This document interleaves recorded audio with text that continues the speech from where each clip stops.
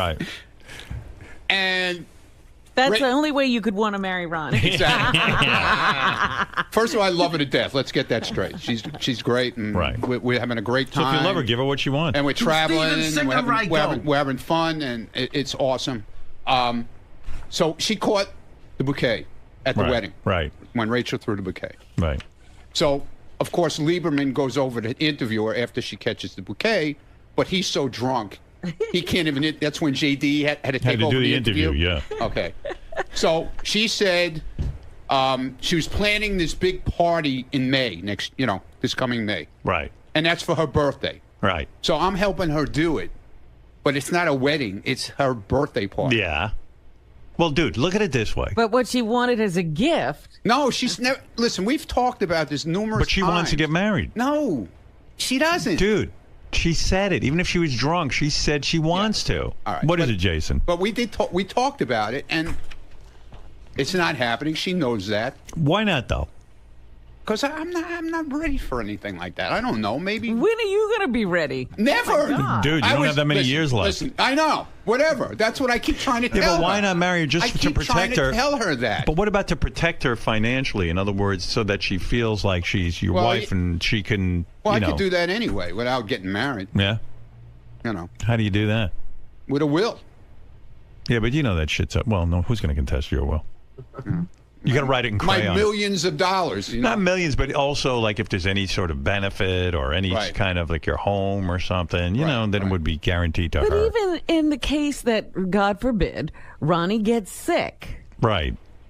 She couldn't go visit him in intensive care. Would you want to visit Ronnie in intensive care? No, but you know. But that's true. If you're really in love with her. Something to think about. Yeah, I know. You won't make an honest woman out of her? I don't know. I mean, she's certainly proven she's Not devoted. right now. How many years you been with her now? Over 5. Wow. All right. We'll see. You know, he is the catch of the century. I've seen these women throw themselves at Ronnie. No, he is a century. Yeah. Yeah, okay, Robin. No, he's the catch. You're not far behind. He's the. Fuck some hoes. You're not far behind. You got that right. She's catching up to me real quick. Right. I'll never catch her. She'll never give up to Dickie. Yeah, you got that right. Right. Well, all right, Ronnie. A lot of controversy swirling around that. No controversy. Right. I called in and I explained the whole situation to I would love to Jason's hear that. I like Jason's show. It's pretty cool, actually. That's why I heard good things about it. Yeah, a lot of people like it. A lot of cool shit, man. That you. Are you? Someone told me a rumor you're writing another poem. Yeah. I'm working. I worked on it over the weekend. Yeah. What's this one about? What's the new inspiration? It's. I don't have a real title for it yet. I'm trying to figure it out. It's about. It's kind of like the show in the hallway type thing. Yeah. What goes on out there in the hall. Would you ever publish a book of your poetry? Yeah, in crayon. It's got to be in his hand. Yeah, I'm working on it. They actually, I'd buy that. Fred asked me to work on another poem. Well, it is autumn. He took. Well, I'm not doing autumn. Oh, sorry. He already wrote winter. It's about the. But he's got 3 other seasons. It's kind of about the show. Ooh. Oh, good. Yeah. I like when you write about the show. Yeah. All right, Ron. Thank you. There he is, Ronnie, the limo driver. He says. Yeah, I guess I. Were you getting laid in college, or you didn't start getting laid till you got out of college? No, I got laid in college. You did get laid? Yeah. All right, I never know with you. He played football, Howard. Did you? Yeah, in college. I didn't know that. Yeah, you did. What I didn't position play were you? football in college. Football, high school. I actually, I was. They were interested in me playing football there. Yeah. So, I think that may have helped get me into the school. And Stanford is. But I quit the first day of practice. You did. You didn't want to do that. I didn't think I was good enough. So now you become this writer on Right. Taxi. Then how do you end up with The Simpsons? I was the executive producer of a show called The Tracy Ullman Show. Right. And The Simpsons were Matt Groening created. Is that where you went from Taxi? You went right to The Tracy Ullman Show? No, I went to Cheers. What'd you do on Cheers? Same thing. Showrunner. Writer, showrunner. Right. Then I was also on the first Gary Shandling show. The first one, not the Yeah, Larry Sanders not the one show. you were Gary- on. Yeah, Gary The other Sanders one. show, yeah. And once you get in and they see how good you are, then the party keeps rolling. And each time you get a new job, it gets a little more money, right? Yeah. Yeah. And then you get to the point where you get a piece of the show. Right. Now, you when didn't you get a help piece create of it. the Taxi show. You didn't get a piece of you just get residuals. Right, all right. So Then you're working on the Tracy Ullman show, which basically tanked. But the big part of the show was they did those little cartoons, the Simpsons cartoons. Yeah. And you were There were working these 5 to 10 seconds. They called them interstitial cartoons. They would come on before the commercial. Right. And the whole premise basically was Homer getting Bart to leap into his arms every week. That was the first one, I think. Yeah. I don't really. You mean the point of them was to get a father to love his son, or the son to trust No, his they father. were really just kind of beats. They would go to the movies, and people did respond to them. The network got the idea of making them into their own show. And who hired Matt Groening? Matt Groening was hired by Jim Brooks for the Tracy Ullman show to do those, and then the three of us developed The Simpsons into a series. And we went to, it was the network's idea. You know Barry Diller. Right. He's the imposing he was the head of Fox mogul. Network. He was the head of, I think, all Fox. And we had this meeting with him where he wanted to know about we were pitching him the show. Right. They wanted to do it, but we wanted to tell him what we were going to do. Okay. And so he's very intimidating. Yeah. And he's in a hurry all the time. And so he met me and Matt and Jim introduced us, and so he heard Sam Simon and the Simpsons. Right. And it was this big conference table. And he called the show the Simons the entire meeting, and everyone was too scared to correct him. That's great. So he was sitting there and going like, all right, now watch an episode of the Simons. What are the Simons doing? And it's like, so we're going like, well, they might, the kid might be going to camp and stuff like that. And then he also had in the same meeting, he also used to have a little teletype. This is more than 20 years ago. Right. And he had a little teletype so he could get.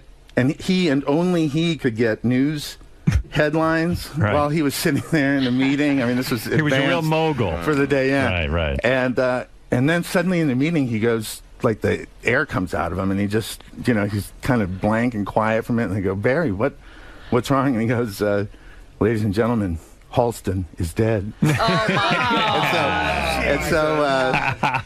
So I'll never forget where I was when I heard that Halston was dead. Yeah, big news. Halston. Yeah, you wouldn't have noticed all day, probably. Who's Halston? Yeah, right. So, but then he gave a green light, as they say, to the Simpsons. And how many episodes did he sign on for? They ordered 13 episodes. Right. Did you have the feeling that they all thought it would kind of tank? No one could have predicted the success. No, I didn't. Barry Diller certainly probably was like, okay, I'll approve this, but gee, I don't know, Not cartoon. for much. They actually saw. I think fans of the show know that we did a first episode that was a disaster, and there's lots of different explanations for why it was bad, but it was bad, and we ended up fixing it later on. But we decided not to panic because we had another episode coming in. And why was it bad, the first episode that you did?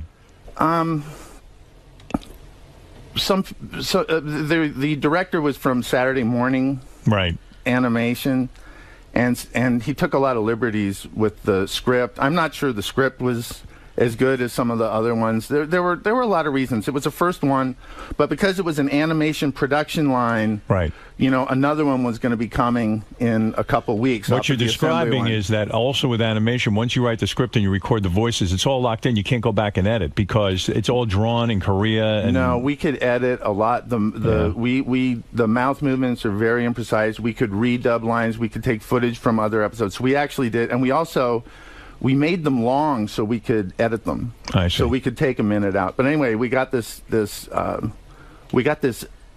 second show, and we loved it. It was what we thought the show should be. We were all thrilled, and that's the one we showed to Fox. Right. And it was the quietest. No one laughed. No one liked the it. entire time. And I remember Barry said, how many of these did we order? That was his You're saying you're sitting there in a room. This is your baby, so to speak. You've worked on it now for months. Yeah, years. Years. A year, yeah. And then Barry Diller sits there in the meeting watching this thing. He's the head of Fox Network, and he goes, boy, this is... well, I don't want to disparage Barry Diller. No, he greenlit the project. Yeah, he was smart enough to do that. it was a thing that were the ratings big right away? It was the highest rated show in the history of Fox when it debuted. That's right. And probably now Fox would probably be less likely to put a cartoon on in prime time because they're a little more successful. But I remember back then they didn't have a whole lot to hang their hat on, so you probably could get more shows approved there, avant-garde type shows or shows that aren't necessarily network fare. They were taking chances. I mean, that was a huge chance. I mean, it's weird to think that people were saying, can a cartoon succeed in prime time? Right. And then they were also saying, well, will you be able to syndicate the show? Right. You know, what I guess. What kind of life does this have? Well, you know, I guess maybe you could put on at 3 in the afternoon or something. Now, of course, it runs all during the day, everywhere in the world. And because you were one of the originators, you own a piece of it. That was probably your first time you owned something, right? Something, something big. Worthwhile. Something worthwhile. Yeah. And the rest, as they say, is history. I mean, you made so much money in that thing, and it still makes money. It still generates money. Sure. People tell me people tell me, you tell me. That, the people are Sam. Yeah, no, well, that's really not Sam. It's everyone around Sam tells me that there was I forget who told me, but at one point someone said to me, you know, Sam has a piece of the merchandising, has a piece of everything. And he goes, and do you know Sam sold his merchandising? And do you know that Sam now got the rights back to his merchandise? He bought it back. He didn't buy it back. It reverted back to him. Oh, the he only sold it for a little while. The show has been on the air for so long. For so long. It became available again. It became available again. Wow. I actually, I got a really good deal on the DVDs. Right. At the time, there was no DVDs. Right. There wasn't even. It didn't even exist. Home video had just started, so I was lucky with the timing of that too, because they probably said, all right, fine, give him that. It won't be worth Give it to him. It doesn't mean anything. You had some sort of negotiation. They go, oh, well, these DVDs are worthless, so let's give it to Sam Simon. Less money up front, give it to him. That'll shut his ass up. It's an unbelievable story, really, when you think about it. Someone told me, too, that when you were 23, you wrote an episode of Barney Miller. Now, was that before Taxi or after? I was a fan of Barney Miller, and there was a writer's strike. And Danny Arnold's company settled like a couple days before, and I just wanted to write an episode because I loved the show. So I went in there, and in a day or two, I wrote an episode. So the whole point is Sam stopping by today. I want to give him a plug. He's got a show that he just got for Playboy TV. Well, this show, I don't understand. This is a show. This one you don't understand? No, I don't. I understand all of your other career. Hey, but one more question before we get to the show. Go ahead. So when do you get your first celebrity piece of ass? When you get out to Hollywood, you finally get famous, you become a wealthy guy, you're a big man in the industry. How old are you when you finally nail a celebrity? Well, I've had girlfriends. Yes. Don't be humble. So, no. I'm just saying, my Jennifer Tilly, but she probably wasn't a celebrity when I met her. Well, you married her. Yeah. Jennifer Tilly. That was the first one? That was famous? Yeah. Famous woman? Yeah. Good for you. I think so. Braggart. And what was the advice? How dare you? What? And what was the advice Jennifer gave you when you got offered The Simpsons? She said, don't do it. It's a horrible idea. And then when you got divorced... We got divorced after 13 episodes. And she we split after 13 episodes, and she gets a piece of everything. What a great country. I love that. And her advice was not to do it. I know. I wouldn't take it if I were her. Well, once she called me, and she was crying. And she's going like, I told you not to do the show, and it's turned out to be this amazing thing, and you're such a genius, and the money changed my life. And I thought she was going to say, I've had enough money. I don't need any more. It's just, let's stop. And I'm going, go on, get to the point. And she goes, I just want to say, I go, what? She goes, thank you. Thank you. So did she get half of your money from The Simpsons? No, she doesn't get half. But how much money do you think Jennifer gets? How much do you think she's realized over the years in terms of an accumulated wealth? How much money did you think she collected as a result of just being married to you for the first 13 episodes? I would give me a guess guesstimate. that ultimately she will. It might be how many? It might be 1, 2, 3, 4, 5, 6, 7, 8, 9 figures, maybe. Well, what do you mean? How many 9 figures? No. He's saying, well, 9 figures I gets think you by the what? time it's all said and done, How it much? might hit, I Give don't me know. a Isn't that number. $100 million? $100 million. Maybe. Well, I don't know. I Nine don't know. numbers could be more than $100 million. That's what I got, but I'd say I didn't want to say an exact number, but I'm saying like I don't think it's ever going to stop. Right. How long were you married to her for? Like, was it a year or 2 years? No, like 7 years. 7 years? Yeah. And you think she'll realize about $100 million off of I this? hope so. Just a little piece of it. That would thrill me to death. Unbelievable. Because it means he gets so much Yes. more. Right, but isn't that that's got to bother you somewhere? It doesn't bother me at all. I don't believe it. Me neither. I got to tell you, it doesn't. It's the law. There's nothing I can do about it. He's also, resigned listen, himself. I left the show after 88 episodes. Right. How do you think Fox feels about me? Yeah, but you created it, Sam. You created it, though. A lot of people create shows, never get a dime. Her contribution was to say, don't do it. Well, that is an amazing story. That really is $100 million, probably, when it's all said and done. I don't know. You don't know. You don't know exactly Maybe where it'll fall out. Look, we've been more supportive. Give us some money. Yeah. Let's. I hit a $40,000 jackpot in Vegas 3 nights ago. How much? Oh, he just makes the money. $40,000. You hit you played the slot machines? Yeah. So what happened? You go there. How much money did you invest in the slot machine? In this one, probably about $50. $50. You sit there. You stand there playing with the old I ladies just know with the the reason buckets. because you're talking about this money, and I tell people I hit a $40,000 jackpot. The reaction is always, "Oh, good for you." Yeah. Money goes to money.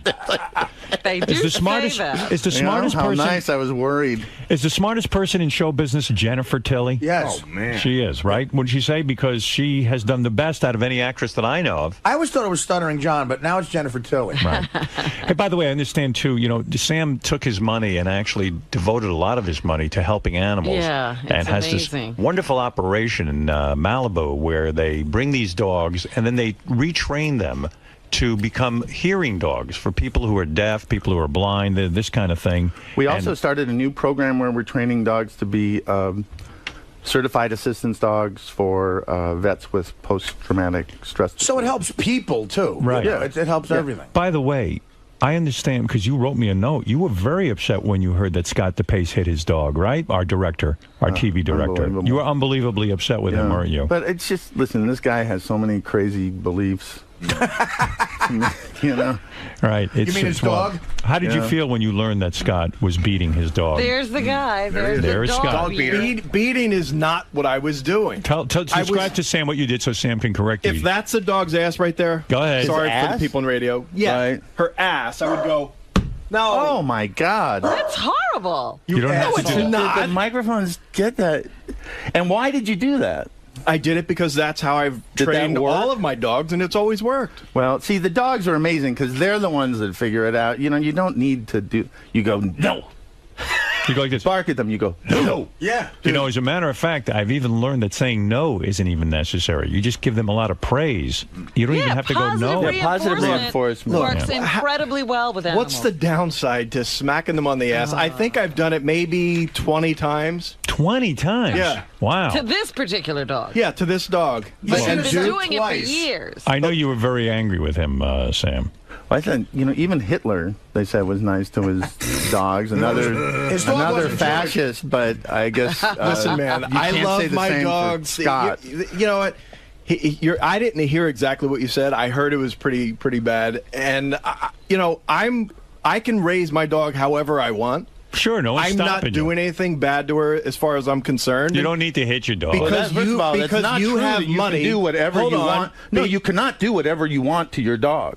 Well, No, you can't. whatever's He's right. legal. Sam is right. Yeah, Yes, whatever. I am right. So stop Okay. fucking it. But you know what I meant by that. And just because you I can think throw money at the situation and have trainers and stuff, I'm not willing to do that when I can get the same result out of smacking her on the ass. You mean you won't take the time to teach your dog the right thing, and you have to beat I'll the teach animal? the dog the right thing my It takes way. no more time. It takes no more effort. There's something in you that wants to beat an animal. No, it's not. See, that's what that's what I this is think all so. about. Yeah. There's a lack Listen, of I There's a lot love of It's anger. the that. same thing. It's Lot of why anger. you like. It's Howard goes It's fishing. a Republican thing. Howard goes No, I don't. fishing. Not anymore. Stop. I stopped. Then you're crazy. No, I Howard's stopped. an animal rights activist. Was bothering me. Don't say that, because there's a crazy guy who'll call in now and start screaming. Yeah, but that he's not really. Hey, by the way, your dog Cookie is on the phone, Scott. He wants to say something right now. Cookie, hi. Yeah. What are you saying? Cookie. You hate your owner? You don't like when Scott beats you, do you? Bark once if you hate Scott. All right. Bark twice if you hate Howard. If you love Sam Simon and you think he's saying the right thing. Yeah, there you go. All right. Well, there you go. There's Cookie. Great. Cookie the pace. The real to rescue Cookie. You should see can't have her. Whenever I say to Cookie, I mention Scott's name, he starts to growl. Watch. Scott. Scott. Say what I'm saying. You realize that you're the minority in this. As far as this room, no. But and you hate minorities. The whole country, you'd be left probably 10%. Everyone. How does that make it right or wrong? Cookie, bark once. Cookie, bark because once. Because you're a fanatic. Cookie, bark once if you are jealous of Jennifer Tilly. All right, that's what I thought. Cookie with the timing of Bud Abbott. Thank you, Cookie. All right. Hey, that's good. Look at Artie. Thanks. No, Artie's pulling himself together. You look good. I'm pulling it together. All right, thank you, Scott. Go ahead. You know what? You're a funny guy, Sam. Scott finally is here. You finally had your chance to confront him, and I think you let him off very easy. I think he was afraid of being hit too. Yeah. Well, listen, no, Sam. You don't want. When I saw him hit that couch with such force. Right. Ralph, hi. What do you have to say? Quickly, Sam, tell the story of how you actually ended up with such a great deal on The Simpsons with the negotiations. No. I'm not going to talk about that. What is this, Ralph? Stop. It's Sam's story to tell. It's very interesting the way it just, how they had to do whatever he wanted, basically, at some point. Sam shaking his head, not wanting to go down the road. Ralph, we're not going to talk about it. I think it's a legal issue. Let's go to Josh. Josh, you're on the Ralph air. Up? I don't know. Why, Josh, you're on the air. Oh, he wants to talk about his show. His poker show. Oh, yeah. All right. Yeah, so let me do that. Yeah, quickly, Josh. Explain no, I'll take a question. I'll take a question. Go ahead, Josh, real quick. Hey, is this guy like Ralph's dad or something that got the same type of lisp? I've noticed. Lisp? Lisp. No, you fuck the same chicks. Yeah, but anyway, my question is, Sam, I want to know, what is the secret to taking something out of thin air to creating something? How do you come up with something out of nothing? Sam, how do you create a hit television show quickly in 30 seconds so that this guy can go do it? He probably wants to do this kind of work and needs to quickly learn how to do it. I'll have to say that there's a lot of kismet and fortune that happen. Just sometimes things click. You're working with talented people. No, there's a I'm good going to give you the real answer. I don't Josh, know. here's the real answer. Josh. You read magazines and get ideas. Right, Josh. You got to be. Are you a reader? Are you a guy who takes reading and ideas seriously, and forming ideas and trying to write stories? Yeah, I read. No, yeah, no, all right. Read. All right. Anyway, Sam, how do you think? Describe to people how you think and how your thought process is. Yeah, how do you come up with, what do they call them, ideas? See Sam Simon on Sam's Game premiering tomorrow night at 9 o'clock on Playboy TV. Did you see any of it? Yes. Now, let me understand What'd you something. think? Well, listen, I love cards. Yes. And I saw 5 minutes of it, to be honest with you. I haven't had a chance to really watch the thing. Did you watch the clip? It's a card game. Yeah, I saw clips. Okay. I saw a card game between yourself and a bunch of people like Artie and Norm Macdonald. Playboy called me up, and they knew that I had a game at my house that a lot of comedians and comedy writers play in, and people have said it's a lot of fun. People have even said it should be a TV show. Right. And this kid, Jason Burns, called me. I met with Todd Schwartz at Playboy, and they said they wanted to film it and make it into a TV show. Right. So it was very, very exciting to have this card game. Yeah, I thought it'd be fun. Yeah. It was a blast. I got to go to Vegas on Sam's dime and lose $8,000 to him. Right. So the show is a card game. And why did you roll your eyes when Artie said he lost? Because I don't know why he thinks he lost it to me. I'm kidding, Sam. I'm busting your chops. Well, most celebrity. Who'd you lose it to? I wrote a check to Sam Simon. Yeah, because I was fronting you the money for the game. That's right. So you lost it to Dave Attell. I lost it. No, Dave Attell lost 15 G's too. I don't know. I mean, and Attell's coming in here later, and he'll explain that. He thought it was for charity. It's kind of a fun show because it's a card game going on, and even your ex-wife pops in, Jennifer Tilly. Yeah, well, she plays in my home game all the time. And she's great. And she's a great poker player. She's won a World Series of Poker bracelet. And her boyfriend, Phil Locke, the Unabomber, plays too. Is that right? Yeah. Oh, I didn't know she was going out with a guy who's a actual card player. Oh, he's actually the Unabomber. Oh, the real Unabomber. That's his nickname. Ted Kaczynski. Well, Sam, I'm excited because I want you to have a success on the Playboy channel with the card game. The card game goes on, Robin. I happen to like. Well, I could watch people play cards all day. I love to watch It's card fascinating, games. and the thing about this show is, like, usually you're watching really good players. Yes. And this show, you get to see, like, what your average neighborhood players, even though they've got some money. It was very interesting because the part I saw, Artie was playing. And that's some non-standard. That's what people call non-standard play. There was 5 times where Artie had the winning hand going, and he folded. He didn't even know? He didn't. He had no idea. He totally played it wrong because you see what the other guys have in their hand. And Artie would have a low pair of 3s or something, and it would even say statistically on the screen, which is interesting too. Yeah. It would say, Artie has a 75% chance of winning. And he'd throw in his card. And he'd throw in his card. So I'm going, Artie, Are you Artie, sure that was Artie? I don't remember. Yeah, no, it was Artie a couple of times. I wouldn't fold a pair of 3s. And then a couple of times you had a very big hand, and Artie didn't know how to bet. The dealer had to correct him, and he could have raised or gone all in. Artie was hilarious on the show, and he just did That's why I felt bad for Artie. You felt bad for him? Yeah, because he was working so hard at being funny and at making the show, entertaining. Right. That he barely was paying attention to his cards. He could have won a lot of money in that game. Well, I did win. It upset me. I got what you call rivered a couple of times. One time by Norm. Yes. He pulled a flush. He pulled a flush. And you had 2 pairs. But how about when Artie had Artie goes, I have a straight, but he had a flush. He didn't even know it because he's so busy. There were some things. I think he was doing a character for comedic effect of a guy that had never played poker before. I bet $100. All right, so now you have another chance to push all your chips in. 500 more. Another 500, I'll make it. Okay, so he's raising you 500. 500 more. Come on there, pal. Come on, man. I'm sorry? Now Norm is all in. He's all in now. Woo! Now this is some action. Now there's some action. How much is Norm's all in? I got you covered. Well, he does have a $1,000 chip, I think. Oh, he does? Yeah. Well, he's still... We'll just count it up afterwards. He still have you covered, I think, so it would be all your chips. You want to call? It looks like so left out on this. I love doing this. Yeah. This is the hand of the show. I just have an 8 high flush. Oh, that's a little of it. That's a flush? And that's 2 pair. Flush gonna take it. No, I had a flush. No, you have ace 8.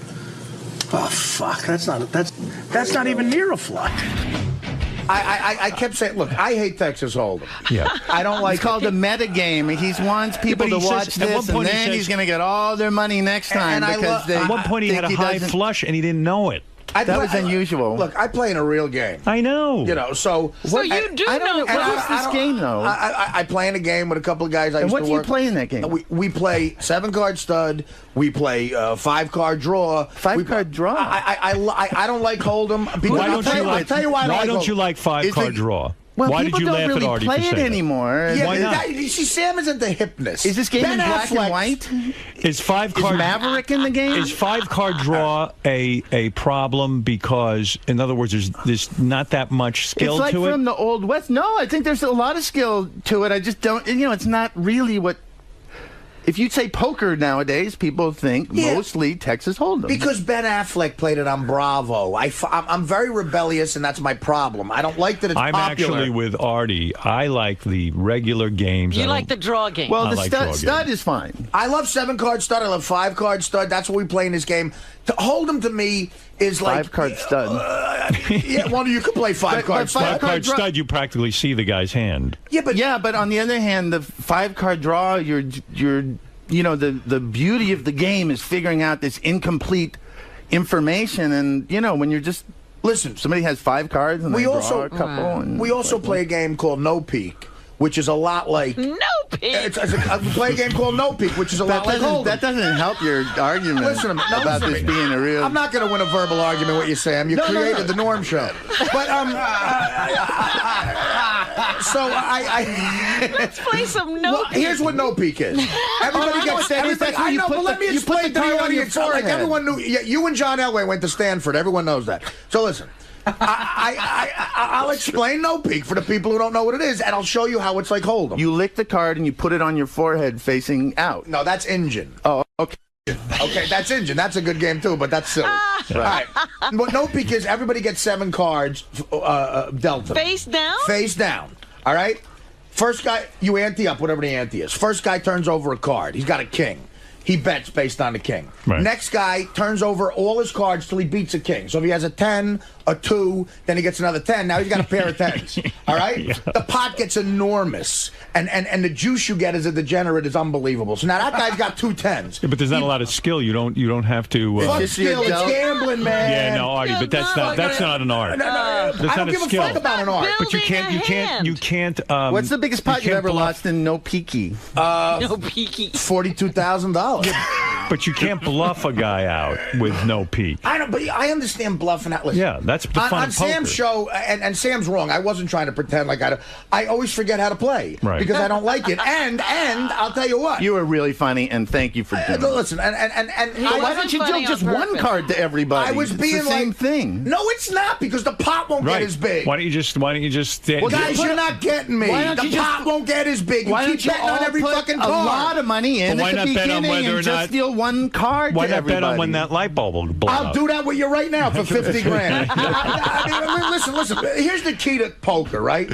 Patience. Okay, but then it becomes like a job. In Hold'em, if the 2 cards you got are shit, you fold every fucking time. You don't. Listen, you folded on good hands. I know, Howard. I understand, and I was acting like a jerk off. I might have had a drink or two. No, because you were. I don't know. You were upset or something. I had a couple of drinks. Yeah, I was partaking in some shit at that point. And you also ate a hamburger during the middle of the game. Because a hot chick was bringing me a hamburger. I had 8 of them. I ordered a hamburger just to talk to the broad. Right. And some of the chicks were smoking. So by the way, when you shoot your show, no one cares about me. No, I get it. I hear it. We get it. I know, but you don't get it because we get it. You like a different game. I know, but here's the thing. Sam is a professional poker player, practically. That Unabomber guy, Jennifer, Norm Macdonald's almost a professional poker. Me and Attell play poker. So it's like, I'm not going to play one-on-one with Jordan for fucking $8 grand. I wanted to have a fun time, and I did. And Sam is my brother, and I thank you for the opportunity. What you are claiming, Artie, is that on Sam's show, it should have been you give everybody $50,000 of, let's say, fake money. They all play for charity. No, that's no fun. That's no fun? No. Well, what did you want? I'll really lose my own money. Right. But I don't want to go into Sam. Well, you can't have a game unless you would rather go to a casino? No, I'd rather go to the American Dog Fund. Where the fuck you want? On your TV show, do you win most of the money on the show? Does it prove that you're We made a conscious effort not to keep track of the thing. I think I may have won. Did you see the one where we all go in blind? No. Oh, I lost a lot of money on one. I was actually blind for that, though. Howard, let me explain Injun to you, because this is the funny No, we get. I know what that is. I know what Injun is. I've seen that. Scott DePace likes to play. All right, listen. Sam Simon. It's called Sam's Game. Dave Attell plays Jeff Ross, the great Norm Macdonald, Jennifer Tilly, Phil Locke. Who else? It's a lot of fun. Artie Lang. Ralph played. Ralph is on there? Yeah. Okay, we'll First have to of all, see that. Sam Simon, Sam's Game, premiering tomorrow night at 9 o'clock on Playboy TV. Sam, I wish you a lot of luck with the Thank TV you. show. You would like this to go on. You had fun. Well, I had a great time. Well, listen. And people that played on it had a lot of fun. Okay. Listen. I did, Sam. Let me tell you something. If this is as big as The Simpsons, there's no telling how much money Sam will Can you make. syndicate You never this? know. Do you rerun it? You could watch. I have a feeling this is another Simpsons. Sounds like this might be the same magic. It has the same components. You never know. You know, by the way, Barry Diller. JD liked it. Barry Diller said to me just the other night, he said, you know what? There's no way Sam's show can work. So, we ordered how many episodes of this? Sam, I told you not to do it. Can I get $100 million if it works? In fact, Jennifer Tilly herself said this was a bad idea. And you know that's lucky. Sam Simon on Sam's Game, premiering tomorrow night at 9 o'clock on Playboy TV. Check it out. See if you have some fun hanging with Sam and his card game and friends. And it's a lot of good times and a lot of hot chicks on there, too, from the Playboy channel. Brandy Roderick. Brandy Roderick. Beautiful girl. Yeah. I sat next to her, Howard. Beautiful Is she girl. talk about why I couldn't concentrate. Right. But she's also like really cool. Yeah, she's whatever. a lot of fun. Very nice, very nice. That's what she I actually hear. was very nice. But Yeah, that's I'm true. trying to play poker. I'm drunk. I got a playmate next to me. Yeah, 2 threes. I don't know what the fuck it is. Yeah. I felt bad for Artie. I feel like you bamboozled him. There were a because lot of obstacles there. he was busy trying to be funny. He was busy trying to hit on Brandy Roderick. You see when he hugged that girl? When he hugged that girl, I thought they were going to arrest him. What girl did I hug? I don't even You remember. hugged a doing it. girl. You got in her space. You Which shouldn't girl? have. There was a girl sitting there. Stacy. No. Not Is he Brandy. like a masher on this? Yeah. Am I like a masher? No, Robin. I was on there like William F. Buckley. But anyway, it's a fun show. It actually is. It was so much fun to be out there with Sam and play, and with guys like Ross and Attell and Norm and Sam. It was great. That's right. And good luck to you. Thank you. Playboy Channel, Sam Simon, Sam's Game, premiering tomorrow night at 9 o'clock on Playboy TV. You made the point that Sam has the ability to hire trainers and go about things in his own slow way and doesn't have to train a dog and keep it from peeing on his floor and stuff like that. Listen, I could spend thousands of dollars and get a trainer and do all that stuff. I don't feel like doing that. I'd rather spend that money on the golf course. Thank you. Do you think this is indicative of how Howard has changed over the years as he's gotten more money and he's siding more with celebrities and their way of doing things? He's definitely getting more liberal, more the I've got enough money so now I can be, more liberal in my ways. And I think maybe Beth is swaying him, with the dog stuff. But I love my dog and I would never hurt it. But just because I smack her on the ass, she gets the message and that's it. It works. Do you think there's a certain smugness about Sam, the way he goes about making his points? Because it seems like if he were able to present his point in a nicer way or a more constructive way, you might be willing to listen to him. I'm not really willing to listen to anyone around here, so I don't think anything he could say in any way would sway me unless he... if someone said, hey, I'll train your dog for free, I'd say, all right, fine, you going to pick her up too? Maybe, but... listen, when you do something and it works, my whole life I've had dogs, my whole life I've done it this way, my whole life it's worked.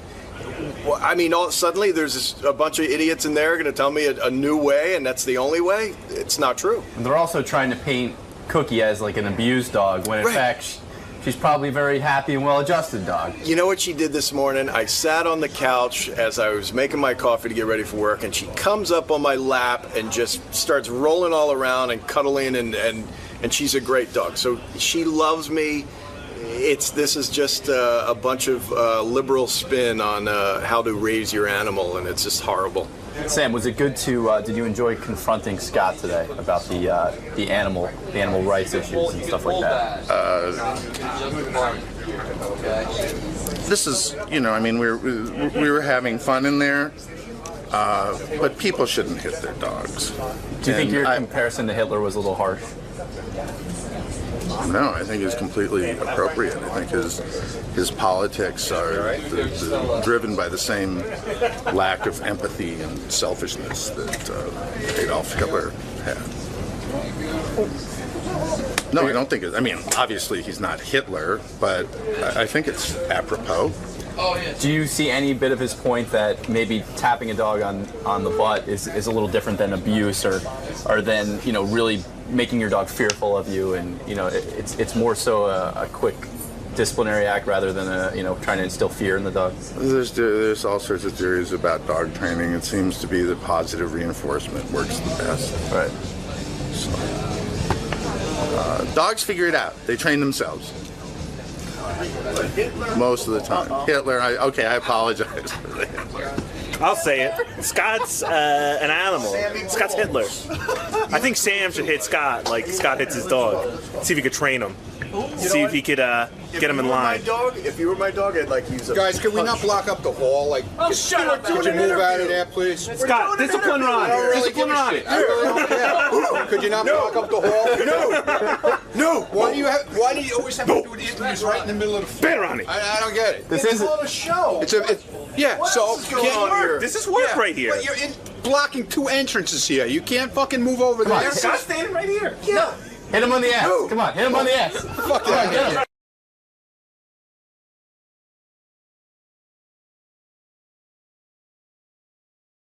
How are you today? Awesome.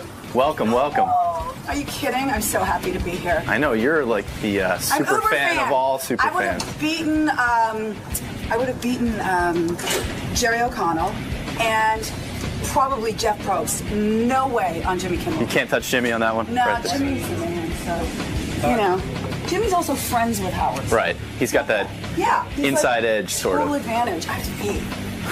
So what else Ronnie, is the going limo on? driver, has lost weight. I'm just going to throw that out there. He looks handsome today? Do I have a new series in the hall with Jillian or what? Ronnie does look handsome, I'm not going to lie. Well, you do have that new series, House Husbands of Hollywood, right? Are you I do. Going to talk about that today? I'm going to talk about whatever Howard wants. Right. I don't mess around with Howard. He can do whatever he wants. You're just psyched to be here. I'm very psyched. But with 4 hours sleep last night, we are psyched to be here. Jillian Barbary is here. Good. I want to speak to her. I have a lot to speak to her about. I watched her new TV show. And it is her. They're saying it's her husband's TV show. It's her TV show. She's the interesting one on the show. Hey. And looking more beautiful than ever. She is. Yeah. All right. Hey, Jillian. Where's my lap dance? Plunging neckline. Yeah, that's it. I love this song. If you didn't play this song, I was going to be so upset. We played it just for you, baby. Thank you. You know, it's a funny thing. I'm going to get right into this. By the way, for those of you who don't know, Jillian is the host, the co-host of a show in Los Angeles. It's a morning show, a television morning show. What is the official name of the show? It's called Good Day LA. Good Day LA. I must talk about you every single day, though. You do, and I love it, and I thank you for that. I think it's great promotion, and you're great about it. But you know what and it you is? say many, many beautiful things. First of all, you look great, and your dress is really sexy. Wow, thank you. And, you know, it's funny, for someone who's such a big fan of the show, why be 20 minutes late? Oh, my God. Okay. So we got in last night at like 10 o'clock. Right. Right, exactly. And I ran into Joe Buck's producer who I work with on the NFL, and he said Artie was coming on Monday on Joe Buck's show. And then we talked and da-da-da, and then I get in, and it's midnight, and then I can't sleep. Now it's 1 a.m. I wake up late. And I go, oh, my God, I can't. Okay, so we get our driver, finally, and he takes us to the wrong building. So I'm like, I know Howard's not at 30 Rock. I know he's not at 30 Rock. That's where they took us. So I'm so sorry I'm late. I should have banged you when I was single. Oh, big mistake. Should have definitely given it to you hard. Thank you. I'm single. I'm going to talk to you about some things. Yes, whatever you like. Okay, so let's get right into it. Yes. First of all, I watched your new show. Okay. I talked about this earlier, but I'm going to recap and I'm going to talk to you about it. Okay. And I'm worried about you, and I'm not kidding. Why? Okay. Jillian is her husband and a bunch of other guys who, through various circumstances, their wives all work and they don't. That's the premise of the show. It's called House Husbands of Hollywood. Yes. They sent over a press packet for me to watch it last night. I said to Beth, let's watch it. Okay. And Beth has met my husband. Hold on. Uh-oh. I like your husband. Your husband. We Yes, like he's him. so Handsome guy, attractive. Yeah, oh yeah, he's real sweet. And He is sweet. He is sweet. He loves Robin. Okay. We know what he loves. And I'm going to tell you something. You know, I like you a lot. Thank you. And I think you're attractive and you're bright and you deserve your success and you work hard for your money. The premise of this show is all guys who, for one reason or another, aren't really working, making money, they're house husbands. The show happens to be terrific. Wow, We decided to watch it for about 10 minutes, we were going to give it, and we ended up watching full 2 episodes. Wow. I fast forward through all of the couples except for you and your husband. If the show didn't have you and your husband, it would not be successful. Well, because we fight. You know? That's right. Now, because there's honesty there. My girlfriend is here, Lisa's makeup artist, and her husband is the former Dodger. Mine's the Marine sniper, but you can see why he's a Marine sniper. He's very... Okay. Wait, Marita Hot. I noticed, chick. I'm sorry. Go ahead. She's got a hot makeup artist. Let me make my point, if I may. Yes. Okay. Jillian's show, Jillian Barbary's show, is not even billed as a Jillian show. No. It's more like her husband's show. But trust me, if Jillian's not on the show, no one's watching it. That's number one. Number two, your marriage is horrible. Not bad. You're miserable. You hate being married. I don't. And you're in really bad shape. Howard, let me tell you, I'm like you. I get on front of put a microphone on me, I say anything. I get home and I'm a little subservient. It's true. No, you're not subservient at all. Well, I find that I might be a little more How many times have you been married now? Well, this will be 2. All right. You're a very attractive woman. What age were you when you started to get success in television?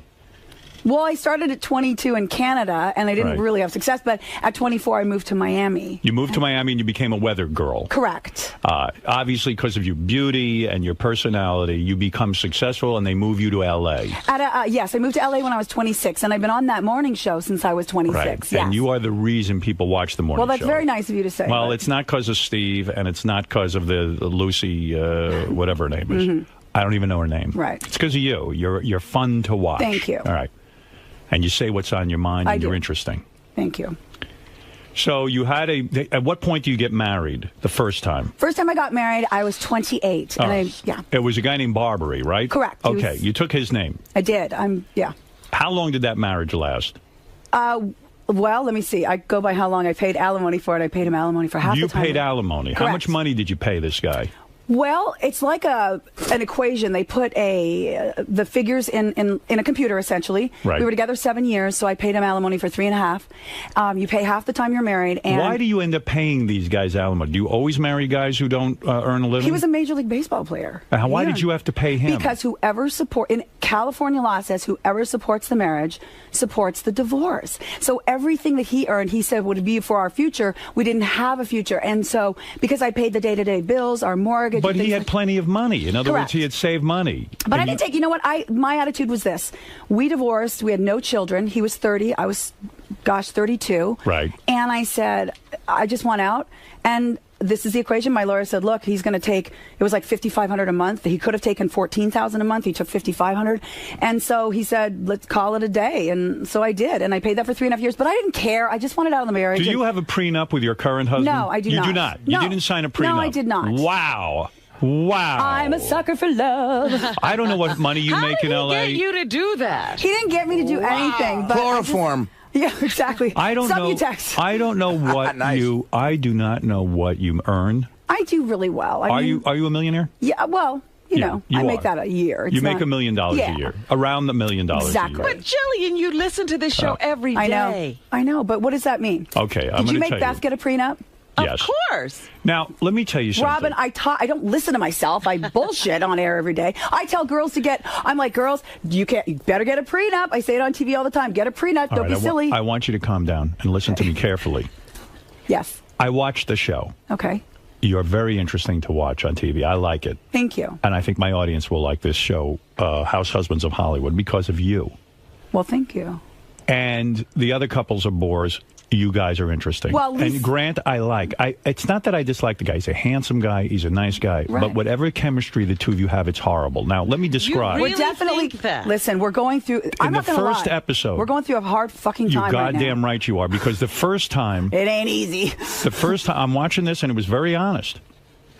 You're having a little dinner party, and your husband's working hard. He's trying to make a nice meal for everyone. Yes. He's watching your daughter. I don't know how much of that is bullshit, but he seems to really care about the kid. Truly does. He does. Howard. He seems like his daughter. He's an amazing father. He seems like an amazing father. He is. You say to him, let me serve champagne to my friends. He goes, no way. You can't tell me 7 minutes before people get here that we can't have champagne. Have we mentioned he's a former Marine sniper? Yes. I don't care what he is. But they are regimented. They're black and white, and I don't work that way. I'm like a fucking whatever girl. But wait a second. It is not unusual to say to your husband before some friends come over, I think we'll serve champagne. It's no big deal to pop the lid, so to speak. What was the problem? And you're rolling your eyes. You hate him. You hate him. Oh, Howard, my God, I love the man. You're rolling your eyes. You're thinking he's jerky. No, I think that he's got issues. He's a little uptight. Absolutely. Then in the next episode, and then in the next episode, you're there with your husband. Yeah. You're the breadwinner. Correct.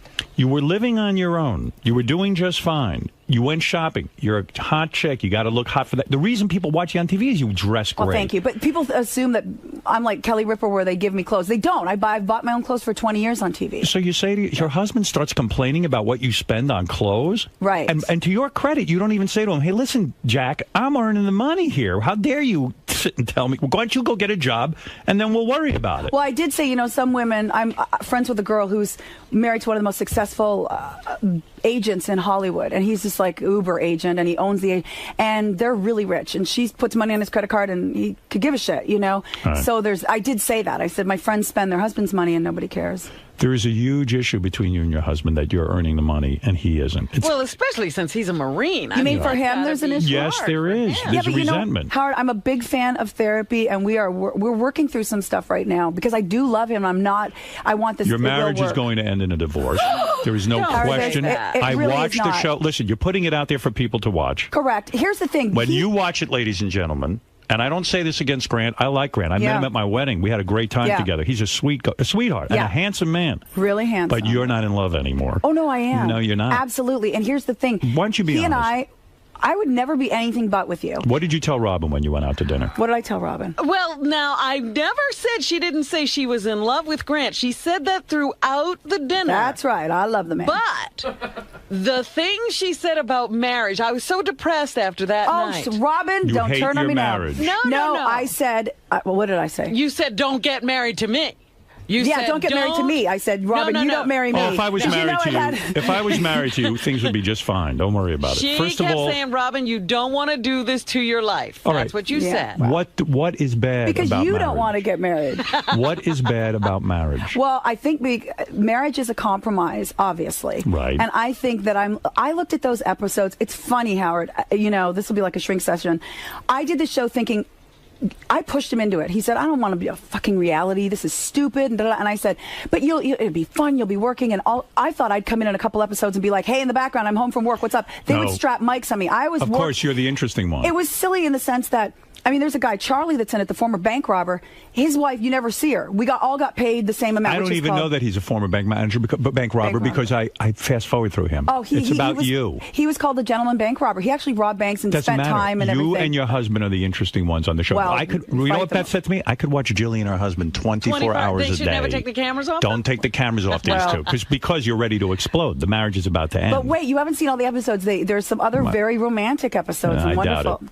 Anyway, so the point is this: that what we are do you hate about through. marriage? What do I hate about? Okay, so I was telling you, I was watching the episodes, and what I saw, because I get obsessive. I'm like, look, everybody, he didn't want me to open the champagne. Isn't he freaking nuts? And then I realize I'm the fucking crazy one running around, obsessing, I'm gonna tell you trying to get people to see how crazy and uptight he is. You're a hot girl. You had a great little thing going. Yeah, you had I your still own do. house.